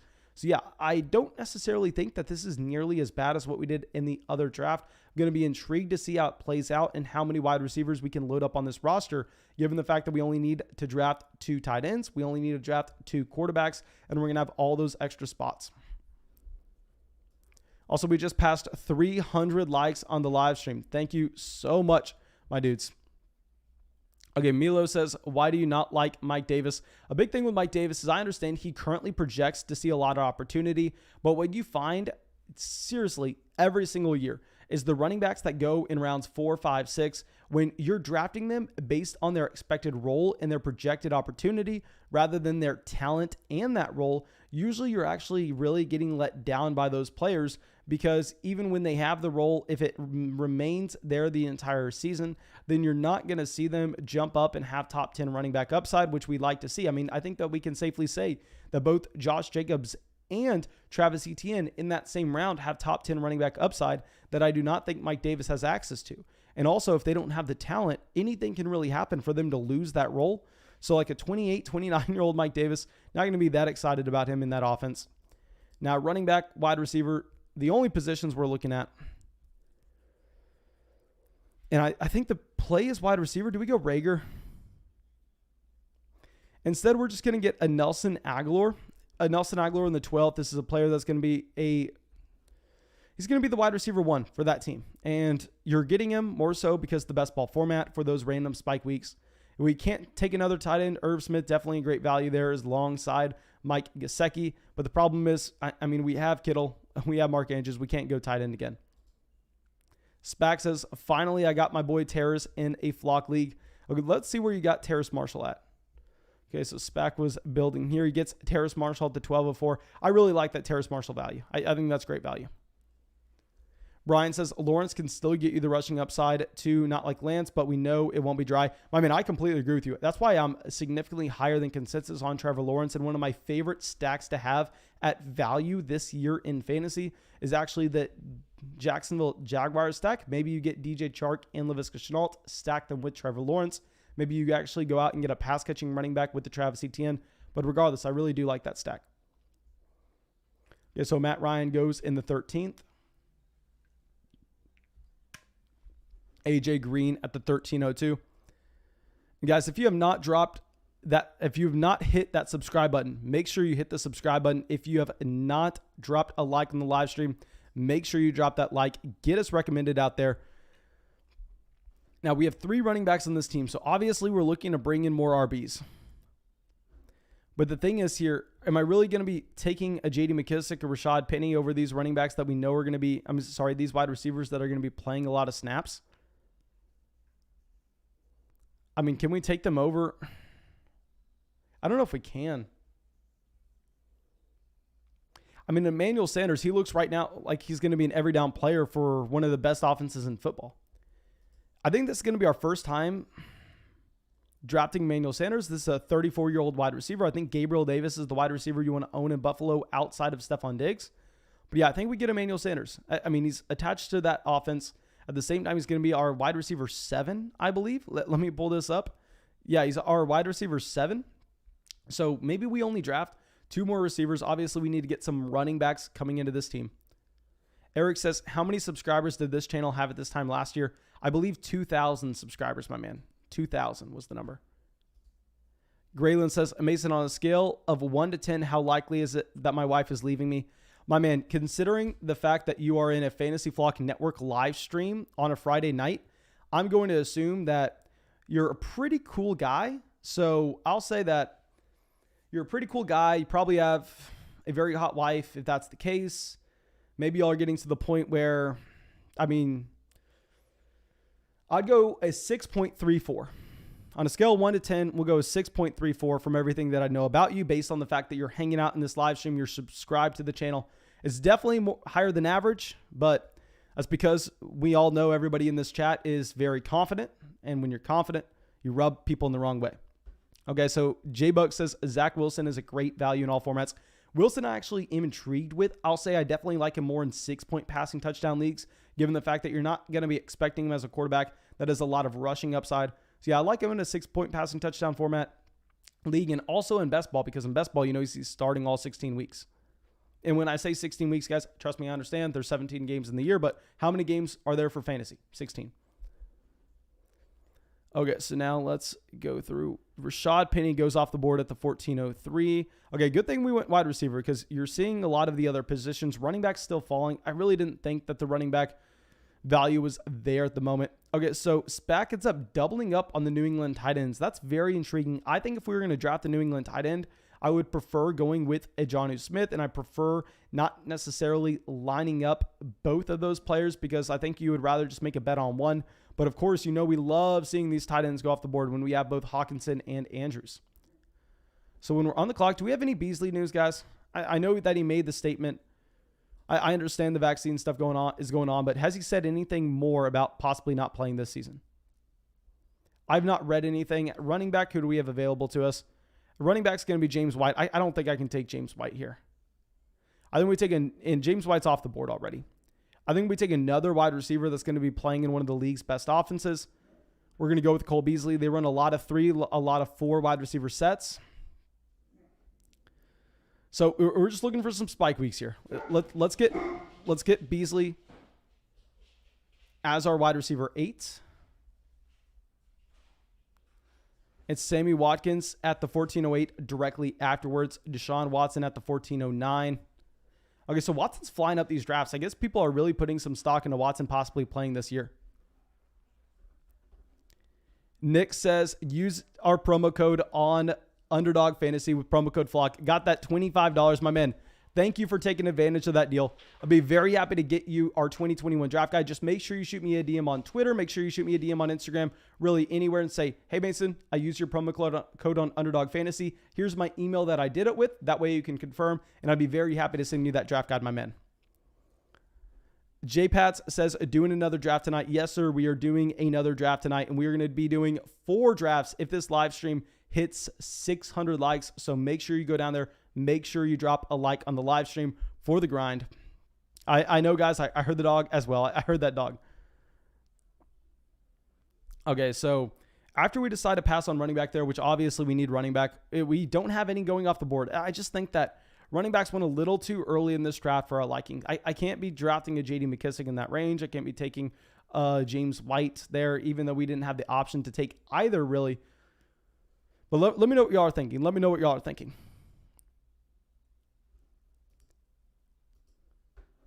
Okay, so now we're going to be up at the 1506. This is going to be a draft where, okay, so how many roster spots do we have left? 1, 2, 3, 4. Okay, I think we take 6 running backs. Actually, and we need another quarterback. So we're done taking wide receiver. I think we're done at 8. So we're only going QB running back here. QB running back, are there any other stacks that we can have outside of the Kansas City?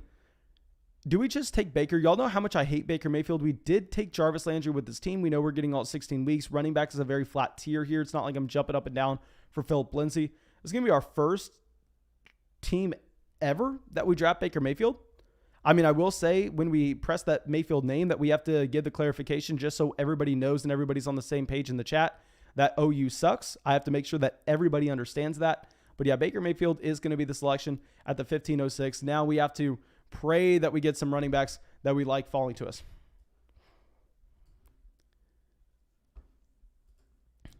Okay, Affiliated says, as a Lions fan, by default, I still think that Amon-Ra St. Brown is the truth, and he's going to have some football skills for the reals. My man, I'll say that with Amon-Ra St. Brown, that's a wide receiver that has a very limited ceiling. So he is purely a slot guy. You look up his athletic profile, he's like one of the slowest wide receivers in the league. I have no idea why he ran the 40-yard dash, which you don't need to be a very fast wide receiver. We actually show this in that draft guide that we have. And I will say, if y'all use promo code FLOCK, not only do you get our 2021 draft guide, but you also get our 2021 Dynasty Rookie Draft Guide, where we did in-depth analysis on what matters for rookies coming into the NFL, over 100 pages, as well as all those rookies coming in and how they stack up given their metrics with context. That's the title of the guide, Metrics with Context. But regardless, beyond that, what we actually found is those slot wide receivers, their 40 time really doesn't matter that much whatsoever. You see that with Keenan Allen. You see this with a lot of wide receivers in the NFL. So I will acknowledge that fact, but at the same time, I'd be very surprised if Amon-Ra St. Brown is going to be operating in the same area of the field as both TJ Hawkinson and DeAndre Swift, since he'll see a lower average depth of target. I'd be surprised if he ever lights the world on fire. Steven says, OU better than Texas. OU may have some better football teams than Texas, but Texas has better everything else. Everything. I mean, I'll say that. Patrick says, when I go to sign up on Underdog, it is auto-populating a promo code and I can't delete it. Is anyone else seeing that as well? If it's auto doing a promo code and you're clicking on the link that we send out in the chat, my man, it's probably automatically doing the Flock promo code. So I wouldn't necessarily worry about it. If you're going and you're grabbing the link from somewhere else online, then it's probably just taking you somewhere else. So make sure you're using the link in the chat, my man, if you want our 2021 guides and that $25 bonus. And to support the show. I mean, nothing supports the show more.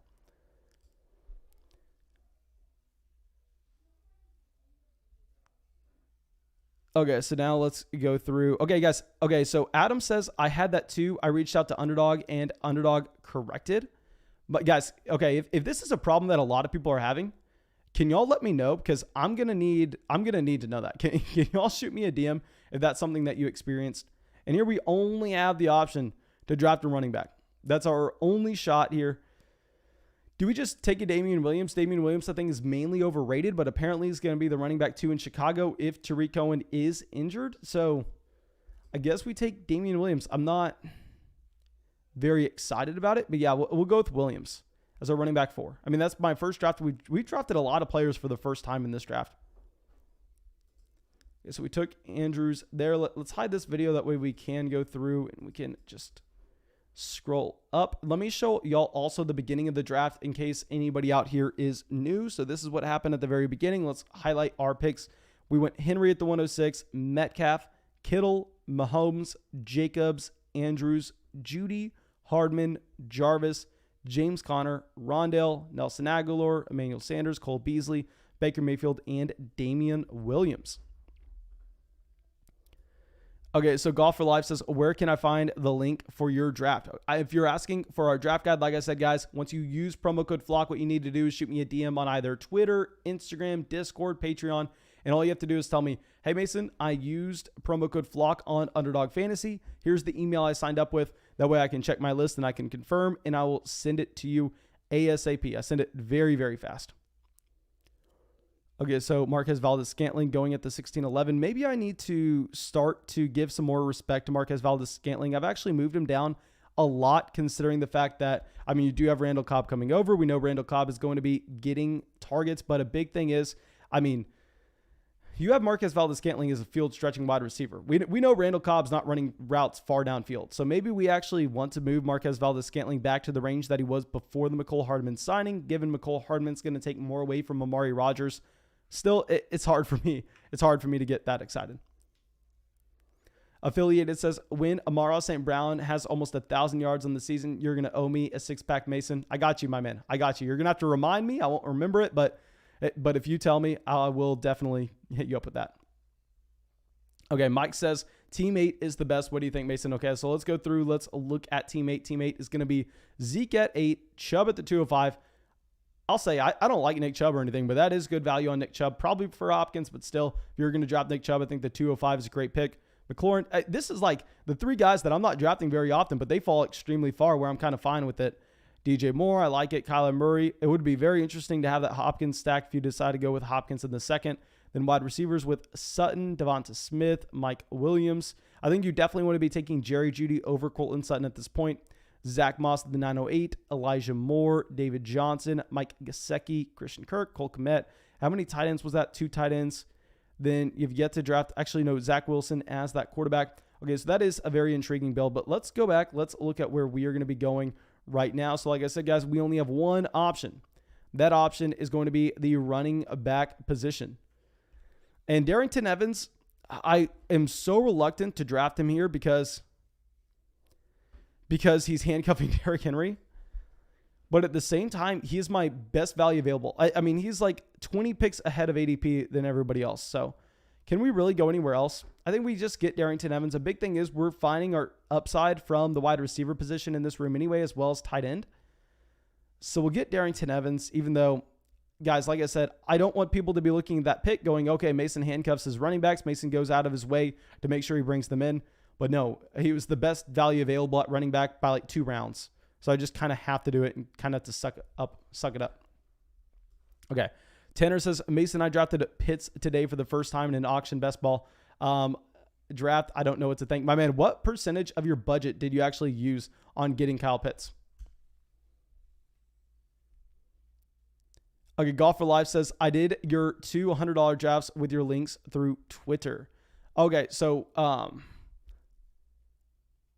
Link says, Golf for Link says, link for the next draft tonight. We're going to be sending that link out in the live chat, my man, after this one. I'll ask y'all if y'all want to do a $5 or a $50 draft. It's really just going to be up to y'all. Okay, Noah says, can't wait to do my fantasy draft with my buddies on Yahoo after being drafting on Underdog every day. Hey guys, I will say as a quick note, we actually got a message on Patreon today that was so nice that someone told me that they went out and their buddies that they draft with every year on Underdog, wherever it is, they actually went and got them all to use promo code FLOCK to help us get to that 10,000 goal. They all got the $25 bonus, and they actually hopped in some private drafts together to get some more smack talk going and everything after they got the $25 deposit bonus.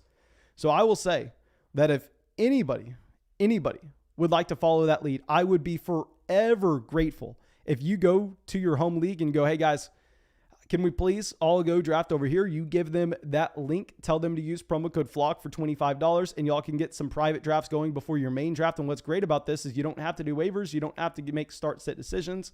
So y'all can go through. You can have your main league, and you can also have these mock drafts that you ran before with real money because you got paid to do so. So if y'all could do that, that would be literally, if one person does that in this stream, that entire little rant was worth it.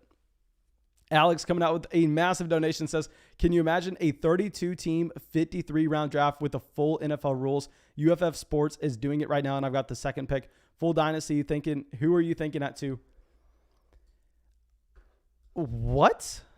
Okay, so you're saying that, I'm assuming it's an IDP league as well? Okay, Daniel Jones, ridiculous value here.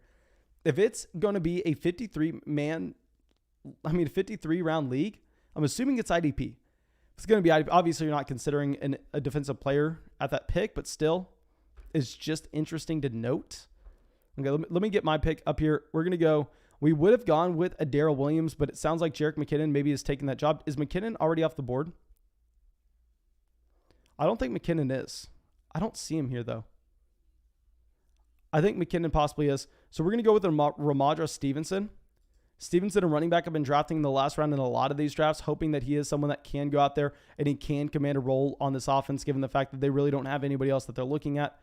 Yeah, but anyway, getting back to this question, my man, I know a lot of people are going to be saying to go with a quarterback at 2 overall, and I'm trying to think out loud if that would be actually a good idea, because running backs are going to be at a massive demand as well.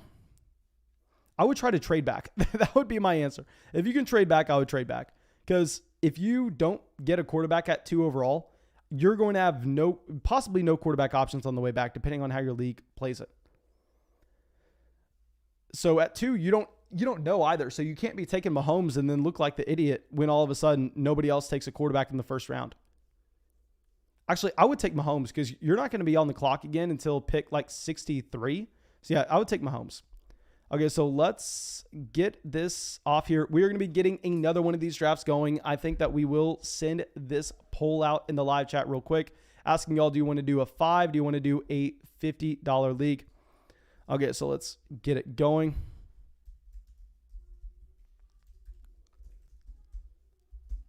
Okay, so just vote if you want a 5 or a 50, and whatever we get, we are going to be setting it up in the stream, and I'll be sending out a private link in the chat.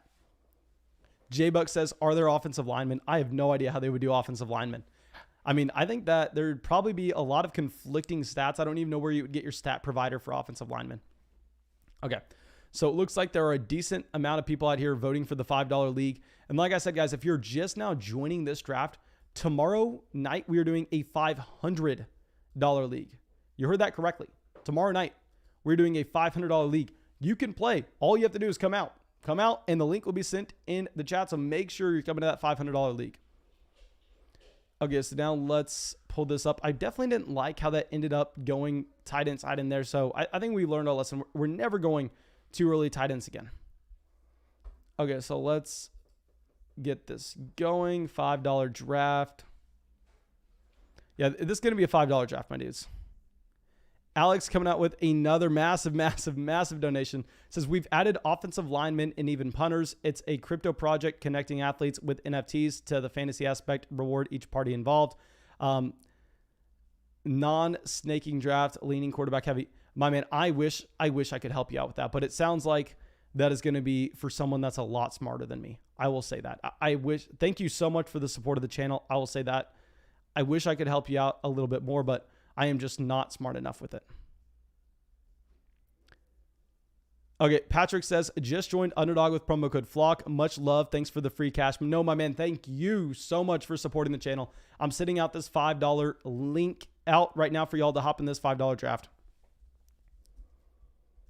Spack says, I won't join this one. My man, I'm just giving you a hard time. You can join whichever one you want, my man. I appreciate you coming out here every single night. I know a lot of people get mad at the regular people for getting in a lot of these drafts, but I mean, if the regular people are getting in a lot of these drafts, that means that they're coming out and they're supporting the channel every night.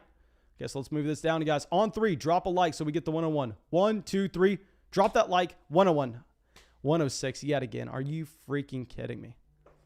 106 yet again. Okay, so who did we take in the first of the 106 last time? We took Derrick Henry. I doubt Derrick Henry falls to the 106 again tonight. So we're probably going to end up going somewhere else.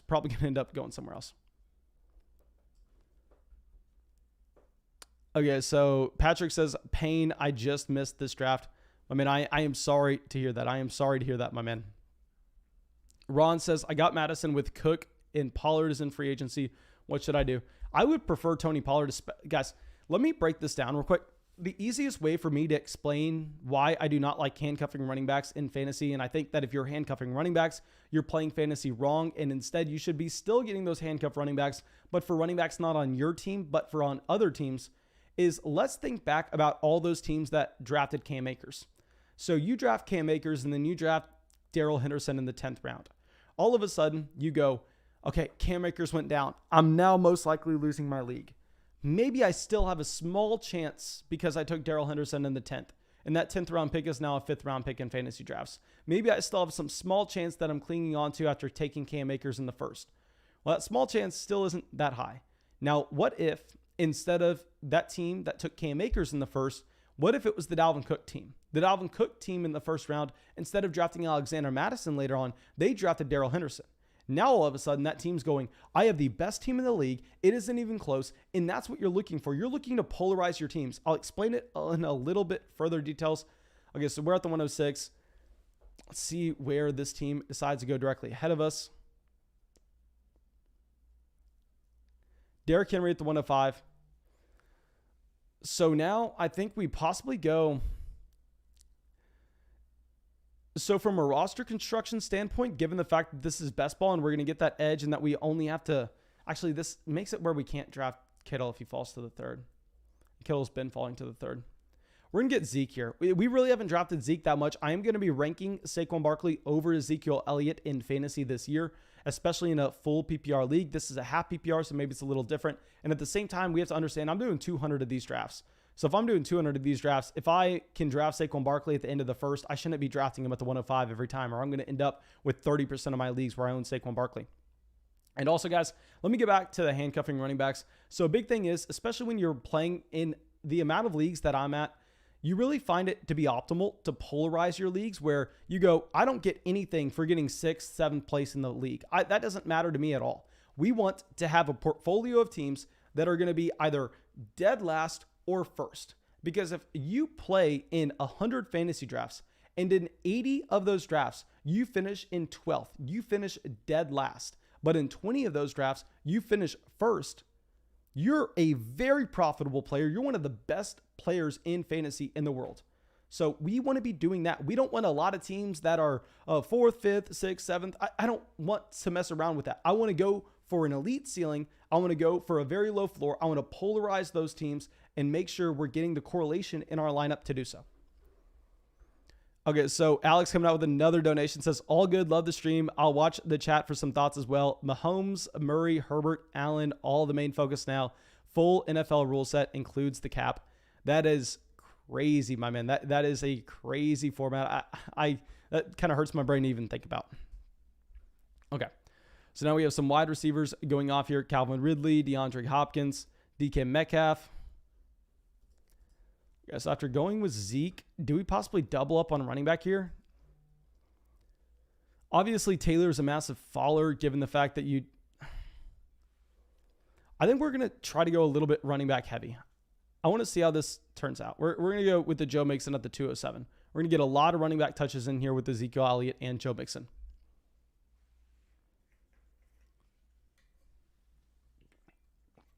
Okay. So it is interesting. DK Metcalf just continues to climb in these drafts. I think DK Metcalf is probably closer, in my opinion, to being a late 2nd round pick. Like just a week ago, Metcalf was consistently going at the 2-3 turn here. So it is notable to see him flying all the way up to the 205. Okay, so CW goes Adams, Darren Waller, very strong start. Derek coming with a massive donation, says, just tossing you a few bucks for yet another draft. I'm in a ton of best balls myself, and I know the damage to the pocket. My man, thank you for supporting the channel. And I'll say thank you also to Underdog Fantasy for making this happen. Because, of course, we could not be in as many drafts as we are without Underdog Fantasy. So, yeah, thank you, Derek. And thank you to Underdog Fantasy. And thank you to everybody who's used promo code FLOCK and has allowed us to live stream every single night. Noonberg Soccer says, I'm in the draft. My man, let me know what your name in the draft is. I'm assuming maybe is it Kyle Soccer? Let me know if you are Kyle Soccer, my man. He says 103, look out. Okay, so he is Kyle Soccer. Caleb says, has anyone seen Christian McCaffrey not be the 101 in an underdog draft? Personally, I have not seen Christian McCaffrey. Spat coming out says, thanks for another stream. No, my man, thank you so much for coming out and supporting the channel throughout the stream. Obviously, I really appreciate it. Okay, so Kittle at the 302, Lamb at the 303. I would have really liked to see Kittle fall to us in the middle of the 1st again. I'm sorry, in the middle of the 3rd. Now, Jefferson falling. Do we have to take... Okay, actually, we got those... I'm going to shut up. Okay, so Jefferson goes to the 304. I was going to say, we got that rap sheet report while we were live that Jefferson is day-to-day. So, of course, we were going to take Jefferson if he fell to us at the 306. Okay. So now at the 305, we have Mahomes going off the board at the 305 after we drafted him in the 4th round in the past 2 drafts. So here, I'm going to go off the board a little bit. We're going to be taking DeAndre Swift at the 306. We're going to be getting a very running back heavy start going after passing on running backs in the first 2 drafts. At the beginning of the draft, I want to kind of see how this plays out a little differently if we go running back, and then try to get our wide receivers in the middle. Marco says, do a 3-person draft after this. My man, I'm not going to do any 3-person drafts this year. Maybe once we get closer to the season, if we do the 24-hour live stream, if we get 10,000 Underdog signups with promo code FLOCK, I'll definitely do a 3-person draft because I'll be having to do just something different for, oh God, can you all imagine a 24-hour live stream? Of course, I wouldn't expect everybody to be out here for 24 hours, but that would just be crazy. Zachary says, enjoy doing these every night. Thanks, Mason and Underdog. My man, Zachary, thank you so much for coming out to all the live streams. I mean, thank you so much, guys. I truly, truly appreciate it. This has been so fun. I wake up every morning and I just look forward to hosting these live streams and getting these fantasy drafts in. See, I'm very excited. Okay, so now we have some wide receivers going. We had Dobbins go at the 307 directly after us. So Wish has gone 3 wide receivers in a row, so the exact opposite start that we have. It's going to be intriguing and attract both of these teams. A Zeke, Mixon, Swift start compared to a Hill, Metcalf, Woods start. See where Showbiz decides to go. I'm sorry, Shoebiz. Cooper Kupp at the 312. Cooper Kupp, definitely a riser. Party Till She's Hot says, bro, let me know what day and I'll be there all 24 hours. My man, if you were there, that would be so cool. If we go through, if we get 10,000 signups on Underdog Fantasy with promo code FLOCK, we do a 24-hour live stream and we have someone hang out with us the entire live stream. I'll promise you, there's no way you would hang out with us the entire 24. I don't think y'all realize how long 24 hours is to be sitting there and doing the same thing over and over and over again. So it would be awesome if you did, my man. And I promise y'all, if we hit that 10,000 sign up, I'll be making a big deal. We'll be pumping up just the announcement for the 24-hour live stream for at least a week, so y'all know when it is. So yeah, that would be awesome. That would be awesome. Eric says, for the high rollers, a $250 big dog on Underdog needs 2 to fill. My man, Eric, if you're a high roller, get out of that $250 draft, a big dog on Underdog, and instead come out to our $500 fantasy draft tomorrow night. Come out, draft against us. I urge you to. We will be getting that going hopefully around 8:30 p.m. Eastern. So please, please, please make sure you come out. Party Till She's Hot says he will. Guys, make sure you're using promo code FLOCK on Underdog Fantasy. Get us that 24-hour live stream because we actually have Party Till She's Hot saying he's going to be out there the entire time with us. Hopefully my computer wouldn't malfunction. Okay, so now we are going to be up on the clock. I honestly was going to go running back again in the 4th round just to try to bully some other people at the position. But now I think that we actually get DJ Moore when Miles Sanders and David Montgomery are off the board. If Montgomery or Miles Sanders fell to us, we probably would have gone running back, but I can't be reaching on a running back here at the 407.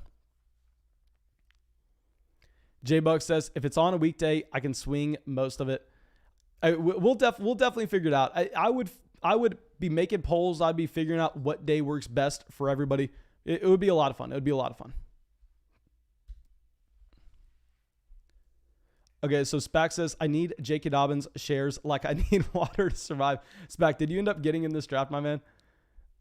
Okay, so no, I do not think we see you in here. We have a lot of regulars in here. T Coffee is a regular at this point. Fantasy Flock, obviously the #1 regular. We do have some new people, I believe. Fully Loaded, Kyle Soccer, CJW, Good Night Zone. Okay, so it's about the same mix of 50-50 regulars and new members of the draft. So that's just really nice because I definitely want to make sure we're just getting a nice new mix of new players in these drafts because I don't want to be drafting against the same 12 people over and over and over again. Yeah. Ron says, do you support having a second tight end in redraft? So it's mainly going to depend on a few different things. A, your bench sizes, and I'm assuming that this isn't an underdog draft. I'm assuming that it's a traditional league where you submit your starting lineup each and every week. So your bench size are definitely going to matter. And also the investment that you put into your first tight end. If you waited until Logan Thomas was the first tight end you drafted, then at that point, yes, I do say it's okay to draft the second guy. But instead, if your first guy was a Kelsey, a Darren Waller, a George Kittle, then you can't draft the second one. I mean, I actually broke down multiple teams today on Patreon. I actually need to release the podcast. They're uploaded on Patreon, but they're listed as private. If I made you a podcast today on Patreon, I promise you it'll be released after we get this done.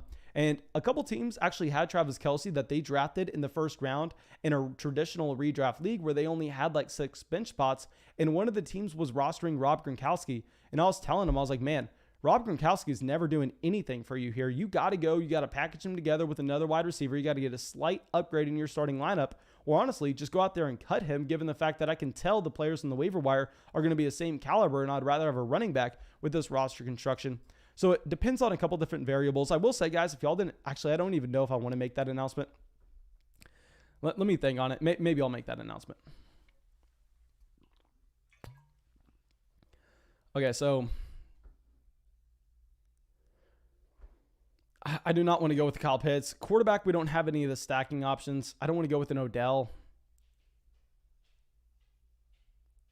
I think we just go Josh Allen. Maybe this was our Kyle Pitts. No, Hawkinson's still available. Maybe we should have gotten Hawkinson. That was a pick I didn't like. I'll say that at all. I'll say I didn't like that at all. I was really stuck in a range. Did we really want to go Odell Beckham Jr. there? What do y'all think? Should we go gone Odell with the best ball format? Nighttime says, just signed up for Underdog Fantasy with promo code FLOCK. Thank you, my man. I wish we could get notifications on the screen when someone did, like we do with subscribers, like we do with, I believe, also donations. I really wish we could get that because I would be jumping up and down every time we saw that. Keith also says, just signed up on Underdog. Now, which one of these to get into the draft? Okay, so I'll say, guys, when we start these drafts, so everybody that's in these live streams can go through and join, what I'll do is I'm going to specify in the live chat, I'm going to say, this is our $50 draft, or this is our $5 draft. That way you'll be taken directly to a draft where you can join a private one. Now, do not join from the lobby because we are not doing any of those drafts that are going to be publicly hosted drafts because I want to make sure every 11 spots that we are getting out and getting filled with the demand into these leagues, it's only filled through subscribers. So yeah, just make sure you're going to end up waiting until we're done with this draft. And then when we get on to the next one, then we'll go through and I'll clarify that in the live chat. James says, announcement coming, you say, eyeball emoji. Yeah, my man, James, you already know it. I didn't want to make the announcement because I know a lot of people don't know it in the live chat right now. I'll send it out anyway. The reason I didn't want to send it out is because my schedule is just very tight right now, but I think that we should honestly have some time to do it. So if y'all don't know, if y'all support and join the flock on Patreon, we just got over 700 members of Patreon. Something that I do that really nobody else does is I spend way more time on Patreon than I probably should. That's why I'm saying I probably shouldn't be announcing this. But I actually go through and I break down your fantasy teams with a personalized podcast for everybody that joins Patreon. We're going to get DJ Chark here. Hell yes. So if you join Patreon and you want a team that you drafted broken down, whether that's an underdog draft, whether that's a dynasty league, whether that's a 2021 fantasy football league, join Patreon. Just shoot me a DM. I'd be happy to break that down for you. I will send that out in the live chat right now for anybody interested. We did pass 700 members on Patreon today. We also have all the links and stuff in the description of the video. So we've been consistently getting those people signing up for Patreon without me having to make any announcements about it. But we can probably sit down. We can probably record we can spend like 3 or 4 hours tomorrow recording podcasts. So we're fine with that. Okay. So we have Kenny Golladay going directly after DJ Chark. I think we definitely do have to take Chark here whenever we have that Kenny Golladay injury, because it would be different if it was an injury to Hopkins, who never gets injured before it and you never have to worry about it. But with Golladay, it's a little more concerning. Brian says he's a Pats fan, and I think we're the last team to go off the board unless Harris goes before Carter. Okay, I don't know what that means, my man. I'm sorry. I don't know what that means. Ripple says, I want to participate in the $500 draft, though. Okay, guys, if y'all are wanting to participate in the $500 draft. Okay, so if you want to get in our $500 draft tomorrow night, that's actually going to first be posted on Patreon, where I'm going to post the link there for about 5 minutes right before we get it started. That way I can give everybody over there on Patreon their opportunity to get in that league. I'm assuming that we're not going to have 11 people over there willing to spend $500 on a fantasy draft. So then once we get probably 4 or 5 people from Patreon getting their guaranteed spots, then we'll send that link out in the live chat for anybody else who wants to hop in the $500 league, because I know we got a lot of haters out here that think that they're better than me at fantasy football. And I'd be happy for you to try to come and take my $500. Okay. So at the 7:06, we're going to be up on the clock. Let us get our guy. Let us get our guy here.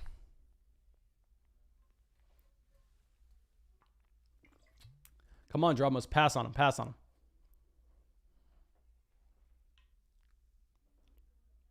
Obviously, we're going wide receiver. We're going Laviska Shenault. I'm saying it because I know we have a lag on the stream, so he's not going to hear it. Give us our guy. He goes Juju. So we're getting Laviska Shenault. We're setting up that Jacksonville with Chark, Shenault in, I believe, a reasonable range in the 6th, 7th round. Y'all know that I'm a big fan of both wide receivers, especially in this format. It would have been interesting to get a Chase Edmonds falling to us, and I will say Damian Harris at the 703, I think, is way, way too high.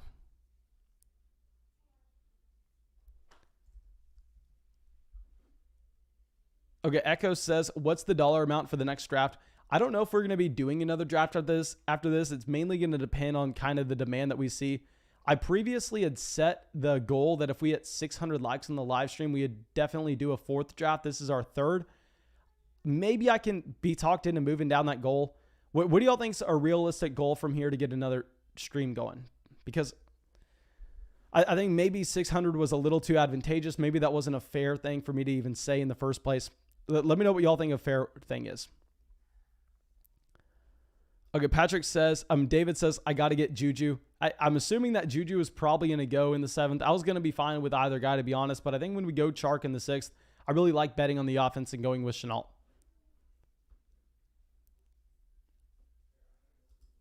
Okay, let's go through. And Ripple says, what time will the $500 draft be? It'll be about this time, probably an hour before. We're going to get the live stream going at 8 in the draft. We're going to first do a $5 draft, and then we're going to do the $500 draft after 8. So it'll probably be about 8:45 p.m. Eastern time. Okay, so a bunch of people saying Spag says 375. Okay, we'll do Party Till She's Hot says 550. We'll do, if we get that's reasonable. This is going to be going on for another 20-30 minutes. If we get 550, we'll do another draft after this. We'll bump it down from 600. I mean, we've had like 4,000 views on the live stream. And in a draft 2 nights ago, we got 600 likes. So I think that's completely reasonable. Ryan says, thank you for doing these. No, guys, thank Underdog Fantasy with the partnership they gave us this year. Thank everybody using promo code FLOCK on Underdog Fantasy, because that is why we are here, getting these best ball drafts in. And I'm just very excited to wait. I want to say we'll probably wait one more week, because I really want to talk about my most drafted players and show you all those exposures, because I'm excited. Devontae Parker currently is my most owned player, but considering we haven't drafted Devontae Parker in a single league tonight, maybe that goes down. Maybe someone else pops up to the number 1 spot. Self-Made Fantasy says, Mason, are traditional mock drafts a thing of the past on this channel? Honestly, I'm viewing these $5 drafts as just a mock draft that's a lot more realistic, because I think those mock drafts that we were doing at the beginning of the year, where we had a lot of people timing out on picks, they weren't necessarily that useful, because a lot of people were hopping in a free mock draft. They were timing out on picks. They weren't necessarily doing anybody a favor. Maybe Dallas Goedert here. No, we passed too much on wide receiver earlier. We're going to triple down on Hardman. We're going to triple down on McCole Hardman. McCole Hardman here is our wide receiver 4. In a best ball format, I think attached to Mahomes, he's going to be a very valuable asset. Rock Lee says, Mason, 425 is fair. In my opinion, consider it's a Friday night. A lot of us Northeasterners are enjoying our last few weekends while it's hot.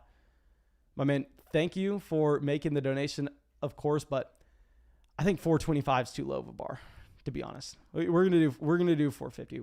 I mean, we're gonna do 450. We're gonna do 450. We'll move it down from 550. We said 550 earlier. We'll do 450. That'll be the thing. And also, let me give some shout outs. Zone 6 coming out, subscribing to the channel. Matthew subscribing. Braxton subscribing. Nighttime subscribing. Theresa subscribing. Owen, Darren, Greg, Jake, Sean, Niles, Gamer Hub, Cardavise, Lionel, Rishi, Sakara. Thank you all so much for subscribing to the channel. Okay, so after we go Hardman, we do have some more wide receivers going off the board. So I think that when we go three running back heavy with Henry, Mixon, Swift, we just have to make sure that we're getting our wide receivers in the middle rounds. Drew says, you're right, Mason. These are way better. I figured that these are better because watching a mock draft, I mean, I still think it's just crazy that people mock drafts against computers as if that does anything. As if that does anything at all. I think that's the craziest thing ever. And when we can come out here, we can do a $5 fantasy draft. People are taking it seriously, but at the same time, it's not breaking the bank, but it's fun. It's way more fun than a mock draft, at least for me. I mean, I'll tell you this. If we were doing just regular mock drafts that weren't going to have any money attached to them, I wouldn't be doing 3 or 4 of them tonight. I mean, I have a lot of fun doing these $5 leagues. At the minimum, getting some $50, getting some $100. Tomorrow night, getting a $500 league going because of all the support on Patreon. So yeah, I've had a lot of fun doing this. I think we're going to continue to do so. Okay. So now at the 906, let's see where we're going to go. Like we said earlier, Devontae Parker, one of our highest owned wide receivers. Do we go with Parker again here? So do we have any reports on Hollywood Brown? Hollywood out with a hamstring injury. I think that we can go down the board a little bit. I think we can get a tight end that we really like in Noah Fant. Yeah, Noah Fant, an elite athletic profile. We're getting him as our tight end 1 here. I think that it's a fine pick, close to his ADP.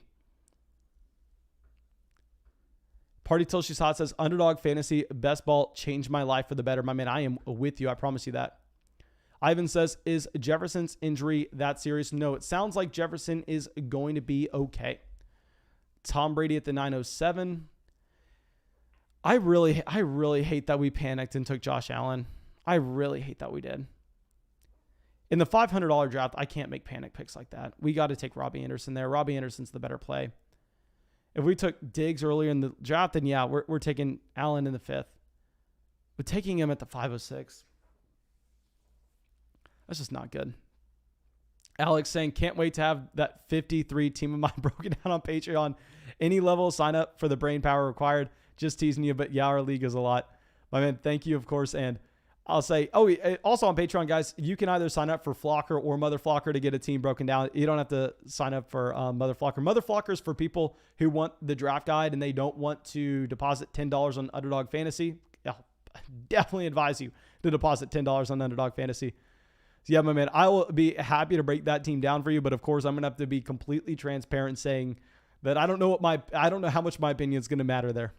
Rock Lee coming out with a donation says, my team with Justin Jefferson and Cam Akers on it has Aaron Jones, Dalvin Cook, Noah Fant, Kirk Cousins, Amaro St. Brown. Guess I should get my 2022 first back, LOL. Oh man, that is brutal. I really like holding on to those future picks. It's just, I think Jefferson's fine. I think you're going to be okay though. Obviously, Cam Akers going down is brutal, but I have Cam Akers on like 50% of my dynasty leagues, my man. Okay.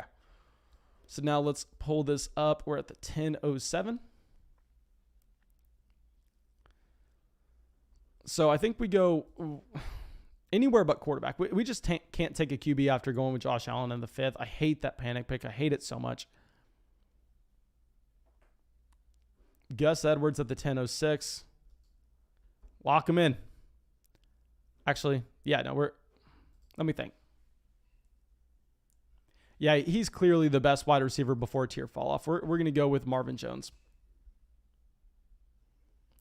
I hated Michael Pittman before the Carson Wentz injury. I hate Michael Pittman even more after. Okay, so Mr. B says, yo, brother, can you break down any of my drafts from Underdog tonight? Appreciate it. Yeah, my man, you got to. So it's I don't want to say a complicated process on Patreon. Literally all you have to do is if you join Patreon, make sure you shoot me a DM and say, hey, Mason, can you break down one of my teams? And then I'll go through and I'll walk you through the process of how you can get that team broken down. And I can't break it down tonight. Like I said, it actually takes me This is why I was reluctant to make the announcement, because I usually do about 5 podcasts a day breaking teams down, and usually I can get them out the same day, or maybe it takes me 1 day to get them out, but 1 day at the minimum. Now I haven't checked how many people have joined Patreon. Maybe it takes me 2 days to get yours out. So let me pull up and see. Okay, it looks like not that many people have joined Patreon at all. So I can probably get your podcast out tomorrow, my man. You just have to shoot me that DM. Jacob says, what happened to Justin Jefferson? Justin Jefferson got injured at practice today, but it sounds like he is going to be okay. We also passed 400 likes in the live stream. Thank you, my dudes. Like I said, if y'all want another stream to go, we're going to get 450 likes for the other stream. AJ Green at the 1101. We have Zone 6 coming in. Says, my first year playing 12-man. I usually play 16-man. That's like the exact opposite of what most people do. Most people usually start playing in an 8-man league, and then all of a sudden they actually go to 10, then they go to 12. Not most people start in a 16-man league. Zone says, how can I get in on the next draft? Zone, have you already used promo code FLOCK on Underdog Fantasy? Let me know if you have, and then I'll go through and I'll explain everything. Okay, so now Tony Pollard at the 1103. Okay, so now I don't know if we can go quarterback since we have Josh Allen. Okay, just kidding. Making sure y'all weren't sniping us. Yes, Joe Burrow is a quarterback that you want over Trevor Lawrence in a vacuum. But on this team, we drafted Chark, Shenault, Marvin Jones. We have no option but to draft Trevor Lawrence. The only way this team is any good is if Jacksonville is a top 10 offense this year. And if Jacksonville is a top 10 offense this year and we return value on the majority of those picks, Trevor Lawrence is going to have to be a damn good quarterback. And I know we already took Allen. That Allen pick is horrendous. If we would have had Robbie Anderson there in the 5th instead, that would have been fantastic.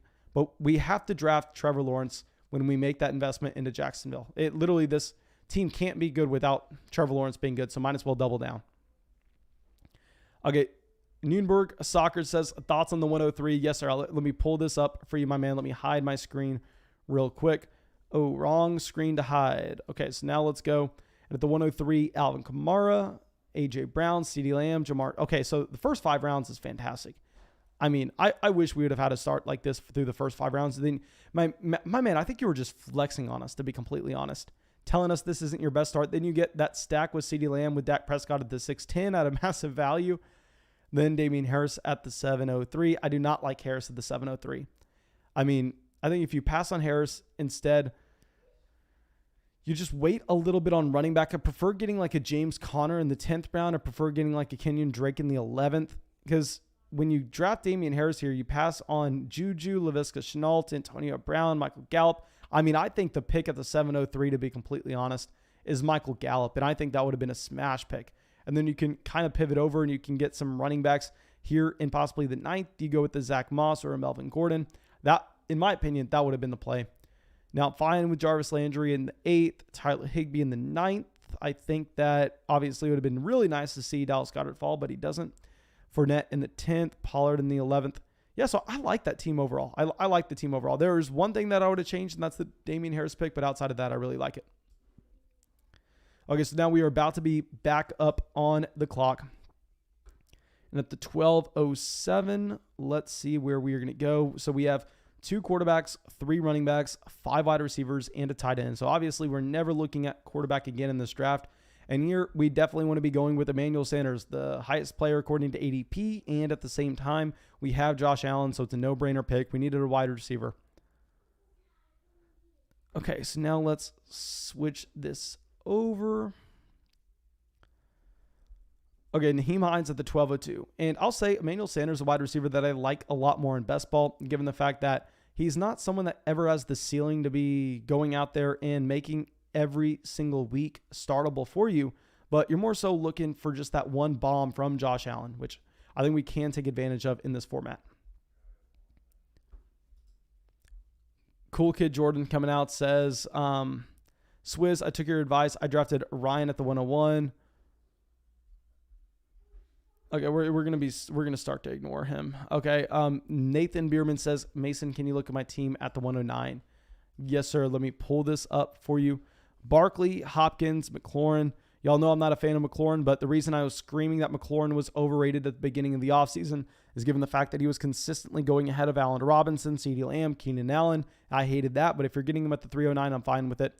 David Montgomery at the 404, I like it. Kyler Murray at the 509 to stack, I like it. Odell Beckham. This is, y'all are just embarrassing me with y'all's drafts compared to mine.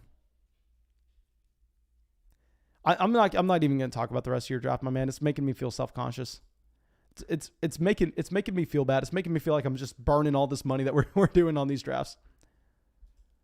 Okay, David says Team USA winning 39-29. My man, I cannot tell you the last time I watched a Team USA game. I don't even know. I wouldn't even be able to tell you who's on the roster.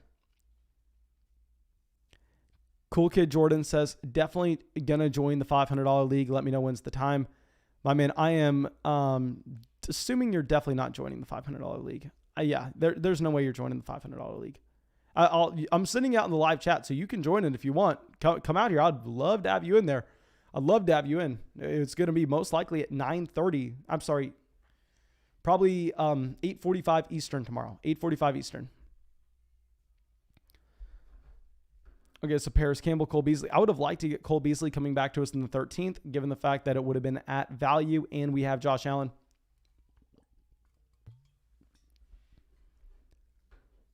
Okay, so Jonnu Smith at the 1302. We're going to be up in 4 picks. Cool Kid Jordan says, I've been playing fantasy since I was 8. I am almost certain that Cool Kid Jordan is 9. So congrats on your 1-year career playing fantasy football. Do we take Adam Troutman as our first? This would be our first share of Adam Troutman. We do need to take a tight end here. I think in a vacuum, I definitely prefer both Gerald Everett and Evan Ingram. So Ingram's off the board. And the thing is, when we're going to be drafting 200 of these teams, maybe we just get Troutman when he's going to be in the 13th round. This is like a round after his ADP. He doesn't line up on the bye with Noah Fant. We're going to get Troutman. That's 17 picks behind ADP. So it's more so a diversification pick. If I was advising someone who's going to be in just a handful of drafts, I would say that you're going to want to go with Gerald Everett there as a player that I think is more talented, more proven, in a better offense. But yeah, we're going to get Troutman at the 1306.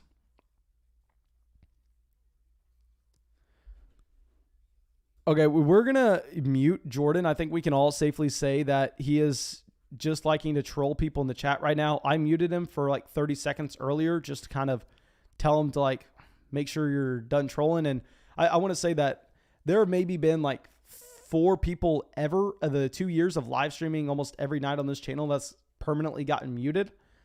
But the easiest way to do so is just to troll and not provide anything. I mean, you can come in and you can tell me that I'm an idiot. And if you have an explanation on telling me why I'm an idiot, I think that you're a valued member in the chat and I love your opinion. But if you're coming in and you're just straight up trolling, I'm sorry, you're going to get hit with the ban. I'm banned. I mean, I think it is going to improve the experience for everybody. If y'all think that Cool Kid Jordan should have got banned, what I want you to do is I want you to go down there, drop a like on the live stream. I want you to use promo code FLOCK on Underdog Fantasy. Get your $25 bonus. Get our 2021 Fantasy Football Draft Guide. Now, Self-Made Fantasy says, the more fantasy football, the merrier.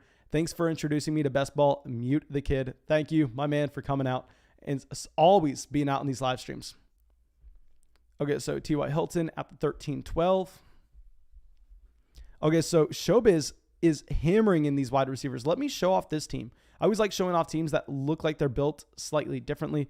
So he goes Gibson, Eckler at the 1-2 turn, Kupp in the 3rd, Carson in the 4th, Pitts in the 5th, Lamar Jackson in the 6th. I'll say this would have been a very intriguing team if he went. I mean, imagine going with, instead of Cooper Kupp, getting David Montgomery, and you only have to draft 4 running backs. And then from there, you get Boyd, Smith, Corey Davis, Henry Ruggs, Terrace Marshall, Brian Edwards, T.Y. Hilton, Sterling Shepard in a best ball format. I mean, I think that would be great. I think that what would have been very interesting is to see the Montgomery pick in the 3rd. Odin says, I got my draft guide. Kick him. Thank you, my man. Of course, if you got the draft guide, I mean, you are just a massive supporter of the channel. Okay, so now let's go in at the 1407. We can't take a quarterback, so it sucks to see Kirk Cousins falling like this just because we literally have no option to draft one. We have 6 wide receivers, 2 tight ends. I think maybe we want to draft the 3rd tight end on this team depending on how it breaks. Now, running back, we got Rashad Penny available to us. I actually think we go Rashad Penny here as our running back 4. If anything were to occur to Chris Carson, I think that's actually a league-winning pick. We're getting him at a decent value compared to the other running backs that were available. So yeah, we're going to get Rashad Penny there at the 1407.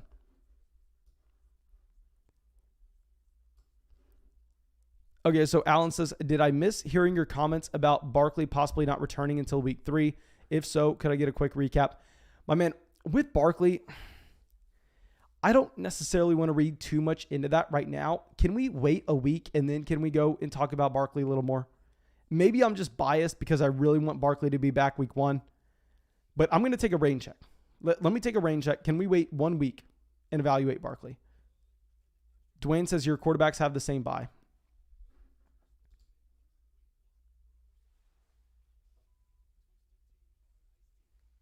Ouch. Are we having to punt 20 points that week? How far back?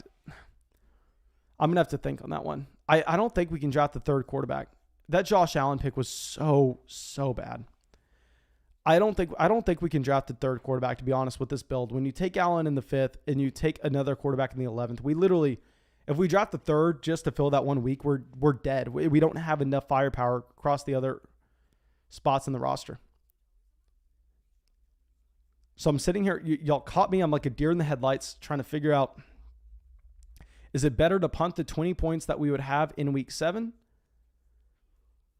Yeah, because I think the 6th running back or the 8th wide receiver that we would use instead of that last spot or the 3rd tight end, they would actually come out and they would make a higher difference than 20 points. So that sucks. I'll say the mistake wasn't Lawrence because we had Marvin Jones, DJ Chark, Laviska Shenault on this team. We kind of had to come away with a Trevor Lawrence. The mistake was Josh Allen over Robbie Anderson. That was the mistake. Okay, Austin Hooper, 1503, Giovanni Bernard. Okay, now we are going to be up on the clock. Yeah, we can't go Baker. I know Baker looks like a value according to AP. We've already sucked too much into the quarterback position, though. How many rounds do we have left here? We have 4 rounds left. Okay, so let's go through. Can we also, I think we go 1 more running back, 1 more tight end, 2 more wide receivers. Yeah, I think we can get away with 5 running backs here, given the fact that we have Zeke, Mixon, Swift. So we're going to go with a 5 running back build. And I think that we actually go with 3 tight ends here because I'm confident enough with our wide receivers. We're going to go Hunter Henry. Hunter Henry is a value. We're going to go Henry as our tight end 3. We're getting him at a decent price. Now from here, we are going to go 2 wide receivers, 1 running back. I don't know what order we're taking those players in. We're going to have to wait to figure that out. But yeah, I mean, obviously that Allen pick, we can't be making a mistake like that in the $500 draft tomorrow. And also, if you want in the $500 draft tomorrow, you better come out. You better use promo code FLOCK on Underdog Fantasy. If you want to watch the $500 draft, you better come out. Better use promo code FLOCK on Underdog Fantasy. Derek says, and it's week 7 again. That damn week 7, I'll tell you, nothing is worse than week 7. Okay, Eric is saying, can we please get a $50 league going? My man, like I said, we need a certain amount of likes in this live stream. I'm not going to repeat that number because I'm kind of hoping that this is the last stream of the night. I don't want to be going until 1 in the morning again. I actually slept. I was able to sleep in this morning until like 8. And my God, I woke up and I was like a new man. I felt so good. I got enough sleep. I don't know if I got enough, but I got more than I got in a long time. Okay, so let's go see where Shoebiz decides to go. He has 3 running backs, a tight end, and an elite quarterback. This is a very intriguing build here with the amount of wide receivers he is able to stack on. And he has back-to-back picks. So he definitely needs 1 more quarterback, 1 more tight end. Beyond that, I don't know where he's going to go. He takes another wide receiver in Diami Brown. And that's definitely not a timeout, because you would actually see that Underdog would not take another wide receiver after you have that many. I mean, Underdog would definitely take a quarterback, definitely take a tight end, definitely, maybe even a running back, but they wouldn't take a wide receiver. Okay, so Big Bob Boston says, hey, Fantasy Flight Network, I'm new to best ball this year. I'm doing a bunch of sit and go drafts. Does 3 QB, 5 running back, 9 wide receiver, 3 tight ends a good way to go? Are 3 QBs a safe option? My man, I didn't actually know, but are sit and go drafts, are they a larger starting lineup? Let me know that, my man. Let me figure that out. I've only done these private drafts. I've done also the Best Ball Mania, which is the same thing. I've only been doing the 12-man leagues that are 18 rounds. So it sounds like, based on what you're saying, I mean, if I do some quick math, that's a 20-round draft. I know that the big dog's a 20-round draft. I didn't know that the sit and goes were a 20-round draft. I would say that would probably be my construction. I'm definitely not going more than 3 quarterbacks. You can't take more than 3 QBs. Okay, so Amara St. Brown at the 1604. Okay, so at the 1607, I think we actually do end up taking a running back that I think, yes, competition is going to be brought in, Xavier Jones. But as a 5th running back, we are going to be just taking him, not having to think about it again. So now we are just going to be drafting 2 more wide receivers on this roster. I think wide receivers in the last 2 rounds, we're going to like a little bit more than what we would have had at the running back position. So yeah, we are going to end up going with Xavier Jones there. Okay, so Anthonyman says, would you take Evans and Gaskin for Henderson and Chark? I'm giving up Evans and Gaskin. Okay, my man, first off, I will say thank you for recently joining the Flock Patreon. I actually just recorded your podcast earlier today, and that is going to be uploaded after. It's actually already uploaded, but it's going to be released as a public podcast and not a private podcast after we get done with this live stream. So please make sure you go and you check that out on Patreon. And if we're looking at this and you're saying, would you take Evans and Gaskin for Henderson and Chark? Yes, I would prefer Evans and Gaskin over Henderson and Chark. Actually, so no, I would not make that trade. Okay, so yeah, do not trade Evans and Gaskin for Henderson and Chark.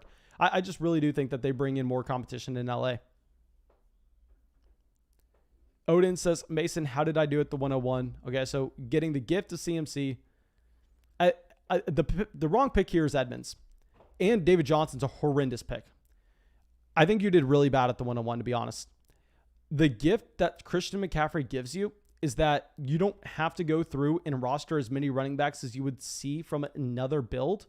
So I think you honestly kind of just completely gave away that edge that you get, where I would be fine if this team, and I love this draft through 5 rounds. I mean, if you would go CMC, wide receiver, I mean, even Travis Etienne and Josh Jacobs, I really like it, but you need to understand that you're at the very most only taking 4 running backs and you're not taking another one for a very long time. So at the end of the 6th, the beginning of the 7th, I actually think that this should have been wide receiver, and you should have never considered taking David Johnson here. This pick 100% was a wide receiver given the construction. J.D. McKissick, man, Kenneth Gainwell, good night zone. I will say that in a league that would not be best ball, I would be fine with the draft, but you have to adjust to it being best ball, and you need to be rostering more wide receivers than that. That was to be completely honest, that's a very bad build. Anthony Man says, where do I find the private podcast, or do I have to wait for it to be public? My man, I'm just going to make it public as soon as we get on with this live stream. It'll probably take me 10 minutes because I'm going to schedule them for them all to upload at the same time. But yeah, you're just going to see it on our Patreon page, and I'll also shoot you a DM. Okay, so KJ Hamler, going to be an easy selection here as our wide receiver 7. I mean, y'all know that KJ Hamler, a wide receiver that I think is uber talented. Someone that, yes, is in a very bad situation in Denver where they have Jerry Jeudy, they have Cortland Sutton, and a very bad quarterback play.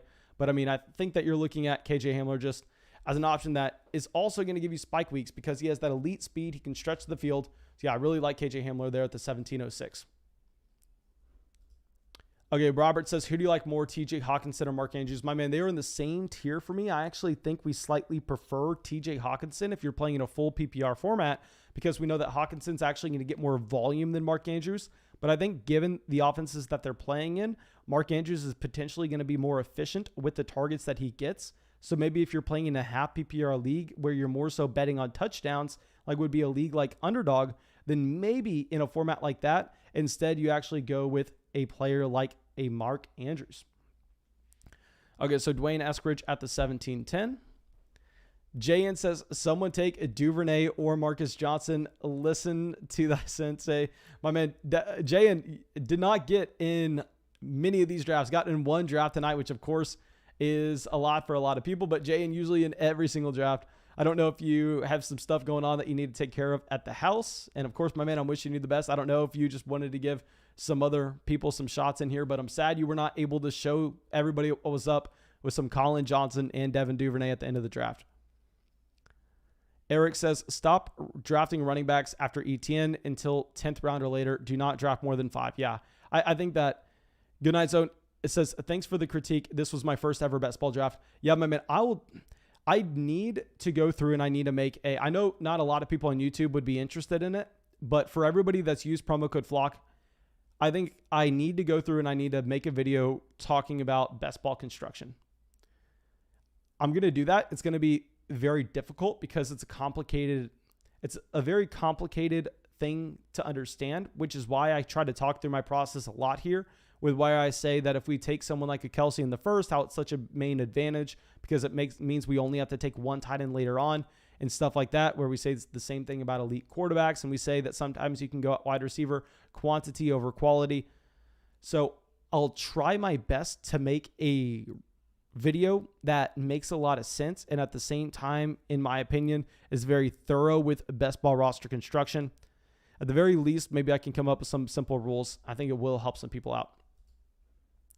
I guess now we do need to go with a wide receiver here, and I think given the fact that it sounds like Byron Pringle is now the option over to Marcus Robinson for the Kansas City Chiefs as their wide receiver 3, we are going to be going with a Byron Pringle.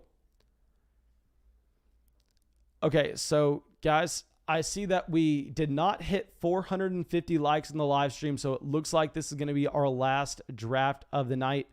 So thank you, everybody, for coming out here, supporting the channel.